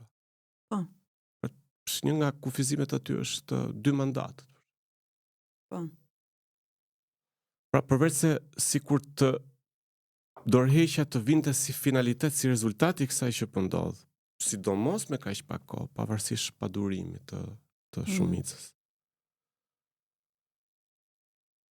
Nuk mundet, për shkak edhe të këtij kushti që jo është vendos nga shoqëria. Kush jemi ne për të tek e fundit? Tjetra është kjo. E dyta është, me thënë të drejtën, si e shoh, është shumë e vështirë që kur prodhohet një sistem i tillë, dhe kur merr këto trajta sistemi, bëhet edhe më vështirë që të largohesh pastaj, të japësh dorëheqjen. ty nuk e di, unë e shoh si një farë qofsha i gabuar. Apo po e mban pushtetin si mburoj ndaj pasojave që mund të vinë nga kjo keqeverisje se një tjetër që diskutohet pa diskutim mund të jetë pasojat e mundshme të ndonjë dënimi potencial nga apo jo, për këtë po patjetër, kjo nisi hetimesh mbase dikush çështja Valmora pse arrestimet mundshme pse këtu të bëhet e vështirë, domethënë të hamendësojmë pse s'po jep dorëheqje. Domethënë është si thuash, ku di unë, mund ndoshta se jep kryeministri dorëheqjen se nuk do tek e fundit orë. Kupton, është kaq që domethënë por e di çfarë është pyetja më e rëndësishme për mua. Është ana duhet na bëj kjo të dekurajohemi. Kjo është themelore. Pra kjo është, nuk e di nëse është kuptuar. Një nga thirrjet më të forta për mua dhe më të bukura është nesër më shumë. Që protestuesit e kanë në mos gaboj organizata politike ka pasur me studentët a diçka e tillë. Nuk e di se besoj. Nuk ka rëndësi se si erdhi ose si u shpik, si u kriju, apo është vërtet thirrje shumë e bukur nesër më shumë për ta mbajtur gjallë mobilizimin dhe energjinë. Pa diskutim, aty ka pas disa pastaj nëse na duhet të analizojmë këtë shumësinë ne studiuesit e komunikimit kemi pafund sythe studimi aty, madje kam bërë me një ekip të studentëve të masterit një studim mbi memet dhe u lumturova sepse u rikthyen prap memet. Pankartat, sloganet e bukura, po që kishin ide. Edhe kanë ide. Nuk e di, po unë po doja thoya, pluraliteti aty i memeve, pluraliteti edhe diskursiv. Pra edhe kjo, edhe thjesht palosja e halleve, edhe e gjitha pra si thuash është për tu rokur dhe ka prodhuar një farë mënyre një narrativ të re edhe politike që do mbaj gjatë. Prandaj për mua edhe kur pyet pse se jep dorëheqjen, pra si thuash është ora bëhet shumë e rëndësishme që njerëzit e kanë kuptuar, për shumë nga gjërat që unë kam vënë re. Është që nuk duan të heqin dorë nga kjo. Ty ka njerëz, madje e shkrova në mos gaboj diku, ka njerëz që më beso, sinqerisht nuk shtoj asgjë, po flas nga takime spontane në shesh, edhe deri pastaj kudo që ka mund, duke biseduar me njerëz. Çka ndodh është që, ora, njerëz që kanë ardhur e bënin me radhë. Njerëz që kishin 25 ditë, 30 ditë që vinin, rregullisht. Kur nuk mundeshin vetë, koordinoheshin me kushrinjt ose me miqtë e tyre. Pra çka ti kupton? Po flas edhe kur gjendet fizikisht dhe ti për te aty gjën fizikisht, është që njerëzit nuk duan ta humbin këtë moment dhe kanë gati një lloj frike ta humbin këtë moment. E para herë nuk duan ta humbin si gëzim. E dyta nuk duan ta humbin si mundësi për zgjidhur realisht problemet me cilat përballen në përditshmëri. E treta sepse janë të bindur që pa përmbysjen e këtij lloji regjimi pushteti kështu me radhë, as nuk mundet as krijohet shtrati i duhur për me ndërtu diçka tjetër. Pra, në këtë kuptim nuk më duket se ka një farë kthimi pas. Edhe dhe kjo lloj rezistence patjetër që do prodhojë një rezultat. Nëse ne mundohemi pastaj ta shohim dhe mbi të gjitha se ne harrojmë edhe një element tjetër. Kjo vendos një lloj parakushti për çdo që do qeverisë në vazhdim. Është thënë besoj edhe histori thonë për dasë, është si thua implikimi logjik më imediat që mund të bëj kushdo. Por është ti po vendos një kusht të ri politik, po vendos si thua parakushtin e kontratës sociale. Këtu ke përcaktu kufin, ke përcaktu kornizat. E vetes dhe tjetrit edhe çdo lloj pushteti të mundshëm që mund të vijë më vonë. Kjo e bën të pamundur pastaj. Dhe këtu prandaj si thua shoqëria është treguar shumë e zgjuar. Prandaj thirrja është bërë kundër gjithë establishmentit në përgjithësi. Pra çdo projekcion autokratik ty të bëhet i pamundur të gjalloj përballë kësaj lloji energjie. Dhe ky është mbi gjitha kushti i ri që po vendoset. Nëse ne vendosim, nëse ne si thua arrim ta vendosim këtë si parim se po flasim për një kontratë imagjinar, si parimin themelor të kësaj kontrate së re. Po këtu ke vendos sa po ke themelu kushtin më të rëndësishëm të gjallërimit demokracisë. Është shumë e rëndësishme që ta kuptojmë ta kuptojmë edhe të lidhur jo vetëm me kontekstin shqiptar, po edhe me atë që folëm, edhe me konceptin e revolucioneve. Patjetër. Edhe çfarë na duhet tani, edhe të kuptojmë mobilizimin e gjithë këtyre qytetarëve dhe këtyre shtresave që janë aty, edhe e grupimeve të ndryshme që janë aty. Albana, unë personalisht e shoh pamundur që të funksionoj që të kemi qeverisi të mirë, që të mos kemi korrupsion. Më vjen keq që më duhet të them gati një klishe, por gjitha këto në këtë lloj sistemi që kemi zgjedhur idealisht, nuk mund të funksionojnë pa demokracinë. Demokracia ka ulje ngritje, është proces. Nuk mund të jetë kurrë diçka e finalizuar, por pikërisht sepse është proces, po që bazohet në sistem caktuar vlerash. Aderimi dhe ushtrimi brenda saj, ty të bëhet garancia themelore për mirëqeverisin. Kjo na ka munguar deri tani. Ne kemi votu, ne kemi përjetuar në një mënyrë për gjatë gjithë tranzicionit ton, ngrehinën formale të sistemit në tërësi. Të kapitalizmit edhe të demokracisë. Formale, po totalisht formale. Demokracia mbi gjitha për mua është mënyrë jetese. Është mënyrë të jetuari. Kjo na mungonte. Çfarë prodhon kjo? Kjo prodhon në mënyrë absolute qytetar shumë me një kompetencë politike shumë më të lartë. Që do të thotë eventualisht, pavarësisht se pushtetet e tilla mund të vazhdojnë ta manipulojnë votën dhe ta pamundsojnë lirinë e të votuarit, meqense po kalojmë nga mekanizmi pjesëmarrjes tek mekanizmi institucional. Por unë thjesht ka po dua të lexoj se janë simbiotik, këto nuk mund të bëjmë pa njëra tjetrën, të ndërvarura totalisht. Mund të jetë shumë e fortë njëra, por mund të jetë krejt e pamjaftueshme. Kishte edhe arsye pse edhe SPAK-u, pavarësisht se prodhoi shumë krahasimisht me çka ishim më herët, shumë pak, nuk do ishte krejt i pamjaftueshëm. Ky lloj ushtrimi, pra, ky lloj si thua, pra, kjo të jetuar demokraci vetë, kjo patjetër. Idealisht prodhon një qytetar shumë më kompetent që nuk lejon më as këtë lloj pushteti të mbijet zhvillohet më vonë, këtë natyrë pushteti, një autokraci tjetër ku diun se çfarë, dhe mbi gjitha edhe në aspektin formal të të jetuar brenda një demokracie liberale, që është mekanizmi i zakonshëm është vota patjetër që bëhet shumë fiton valencë tjetër idealisht. Sash pra me ulje ngritjet e veta, që nuk mund të merret si një konkluzion absolut i gjithçka e ndodh, po flas për potencial, për mundësi. Asaj çka ne po elaborojmë këto ditë në raportin me veten, me tjetër, me sistemin, me të përbashtën, me gjithçka. Protesta pati efekte që nuk janë thelbësore me thënë drejtën, po janë dhe në një farë mënyrë thelbësore për shoqërinë.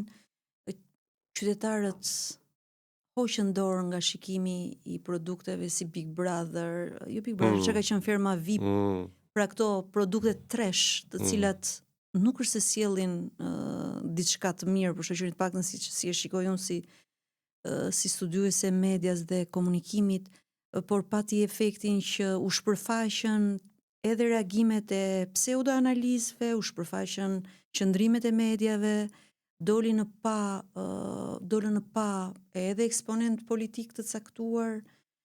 Kështu që qenë dhe këto efektet që ne edhe njohëm njëri tjetrin. Patjetër. Se kush jemi dhe çfarë qëndrimesh kemi dhe edhe ku besojmë. Por unë dua të kaloj tani në fund te ca përcaktime, nëse ti mund na bësh përmbledhje të shkurtra, nëse unë të them disa fjalë kyçe, të cilat janë përmendur jashtëzakonisht më shumë për t'i dhënë dhe një ritëm kësaj mbyllje të bisedës. Themi nëse unë them algoritëm. Çfarë mund të thuash ti? U luajt shumë me këtë pjesën e algoritmit e Rama kishte përgatitur #pikal, publikoi një shkrim ekskluziv të vetin lidhur me algoritmin dhe analizën që kishte dashur Rama të bënte për t'ia u servirur diplomatëve, ndërkombëtarëve, se si algoritmi ja kishte futur thik pas shpine, po themi. Por që duket që Po, qartë. Nuk ishte fort bindës, duhet të them ai raport. Këto jam shumë i aftë, po nëse e mbajmë një lloj konotacioni serioz. Po jo serioz. Se mbi këtë ka mundësi pastaj edhe me lëvru batuta. Ashtu kur them serioz, pse them algoritmi ashtu siç po flas kundër propagandës së qeverisë, duhet marrim edhe faktet e tjera ku një pjesë e mediave që merreshin me showbizin në Shqipëri u morën me politikën. Pikërisht për shkak edhe të këtij algoritmi dhe kur theksojmë një anë, duhet të theksojmë dhe aspektet të tjera, ashtu siç pati dhe turist që ju bashkuan protestës. Ndoshta një pjesë prej tyre kanë kuptuar dhe kanë ardhur posaçërisht për protestë, por ndoshta një pjesë e kanë parë si diçka interesante të momentit. Pra, të gjitha këto që ngrimasat. Algoritmi tham. Okej, kryesisht mjet i pushtetit, por që mund bëhet mjet i demokracisë. Influencerët? Përgjithsisht bota e re e spektaklit, por që gëzojnë potencialisht më shumë liri se sa i paguari klasik i mainstreamit. Unë mendoj që Rama, si mendoj unë personalisht, mendoj që edhe u xhelozua pak në fakt, sepse influencerat morën më shumë duar trokitje se ai kësaj radhe. Edhe thellë do donte dhe ai të ishte aty në protestë. Më the shkurt. Do them dhe unë mendimin tim, më lejo dhe mua. Unë besoj që një nga sfidat, se nuk u morëm me këtë. U sfidua pushteti. Pa diskutim, një nga sfidat ka qenë stilizim, diskursiv. Pushteti dhe kulti i individit. Patjetër. Po që pushteti për t'i rënë shkurt se e shoh si përmbledhje, po duam ta copëzojmë pastaj ta fragmentojmë për ta deshifruar pushtetin është çështje tjetër.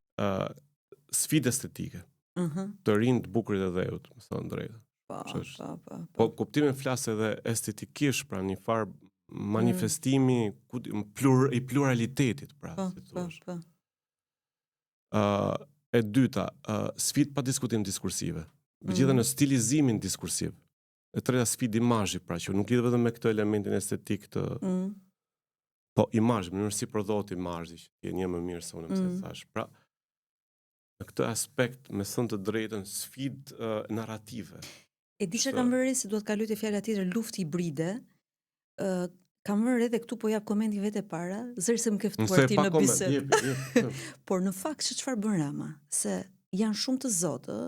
Për shembull, merr probleme si dezinformimi, polarizimi, lufta hibride, që janë probleme reale dhe i vendos komplet në konotacion si ti interesoj atje, komplet të gabuar. Dhe në këtë rast, përdori kemi një luftë hibride, na bëhet luftë hibride. Çfarë mendon ti për? Se e përmendëm pak konspiracionin. Lufta hibride, me thënë të drejtën, ne nuk mund të jemi, unë jam i problem të fort me konspiracionin përgjithësi. Ama, pa diskutim, ne nuk mund të jemi, nuk mund të themi që a ka grupe vërtet që të interesuar që ta përdorin më? Po, patjetër që po. A kemi të bëjmë me luftë hibride? Jo, kjo me thënë drejtën vjen keq. Bie poshtë. Ja, për mua jo, thjesht fare, asnjë që i shton fare. Është një luftë njerëzve që kërkojnë një vend më të mirë, kaq. Çfarë nuk përmendëm tjetër, nëse në të gjithë të bisedë bën një rikthim ndonjë elementi që ti do ta sjellësh, se nuk po vazhdojmë me fjalët kyçe, pak a shumë u përmend revolucioni Flamingo, Rama Hamburg, Berisha Hamburg, nesër më shumë element të element basi të tjerë jo edhe gjitha nuk i themi dot. Nuk i themi dot. Do lëm ndonjë gjë kam përshtypjen. Po edhe mirë është lëm. Por me çfarë mesazhi të fundit do ndash, se jam e bindur që janë duke të dëgjuar qytetarë që do dalin në protestë pas pak. Po uroj që edhe ne të ndihmojmë në funksion të kësaj të këtij momenti të shpresdhënës që po jetojmë. E quaj shpresdhënës edhe për gjithë arsyet që folëm, shtruar edhe gjatë bashk, por ndoshta edhe për tjera që s'kemi pas mundësinë me i diskutuar, me i lëvru këtu në këtë bisedë, po unë besoj fort tek lëvizjet qytetare dhe tek kjo rezistenca paqësore. Së më drejtën. Edhe kjo kërkon durim. edhe një shoqëri që ka 35 vite që duhet duroj, e ka humbur durimin, ama jo, mendoj që duhet të shohim të kundërtën që thjesht duroj 35 vjet mos të duroj pikërisht këto ditë, domethënë dhe unë mendoj që kjo është valmora, nuk ka rrugë tjetër. Patjetër që ne na duhet se s'bën që të krijojmë një shtrat të ri të marrëdhënies me shtetin, të marrëdhënies me veten edhe me shtetin ideal kemi krijuar, po një marrëdhënie tashmë konkrete me shtetin pa pretenduar që do na zgjidhet asnjë hall as brenda ditës, por patjetër që siç e kupton kushdo prej nesh, lehtësisht të zgjidhshme ama brenda një kohe të arsyeshme shumë prej halleve tona. Dhe tjetra që është më rëndësishme, se më apelove disa herë te perëndimi, BE-ja e kështu me radhë. Unë e shoh të pamundur që të zgjidhet përmes një truku kështu diplomatik apo gjeopolitik antarësimi jon në BE. Dhe për këtë arsye, shoh të domosdoshme këtë që po ndodh dhe që të vijoj kjo që po ndodh. Nuk ka rrugë tjetër për me u antarësu aty pa aderuar, si thosh, sparring të sistem vlerash që me sa duket pra ne kemi, se është kjo që po manifestojmë këtë ditë. Edhe jam i bindur që me këtë lloj regjimi, me këto komponent përbërës që ne i diskutuam, ne nuk mundet që të bëmi pjesë, pra si thuash, e kësaj Europe që dhe duke kuptuar mbylla me këtë, duke kuptuar arsye pse duam të jemi në Europë. Se është kot ndoshta më përmend, po duke përmend këtë edhe po dua ta mbyllim, nëse s'do të shtosh diçka tjetër, është duam radh parë se jo vetëm për më shumë mirëqenie materiale, por duam për më shumë demokraci, për dinjitetin e njeriu dhe për më shumë drejtësi. Dhe unë nuk arrit ta kuptoj që si mund të futemi në Europë nëse ne do na duhet prapë të jetojmë brenda një. Pra kështu që si thua këtë lloj oksimorone, pra këtë kundërthënie brenda kësaj, mua nuk më rrin as logjikisht as një lloj mënyre, kështu që vetëm një mënyrë është mendoj që të krijojmë këtë kushtin e ri për një Shqipëri, si thua ti, ose s'po do. Faleminderit për këtë bisedë shumë të shtruar, të nxitova pak nga fundi. Jo. Por faleminderit shumë. Nuk ka kohë shumë audiencë dhe po përgatitet do shkojnë në protestë. Kjo është. Faleminderit shumë. Shumë.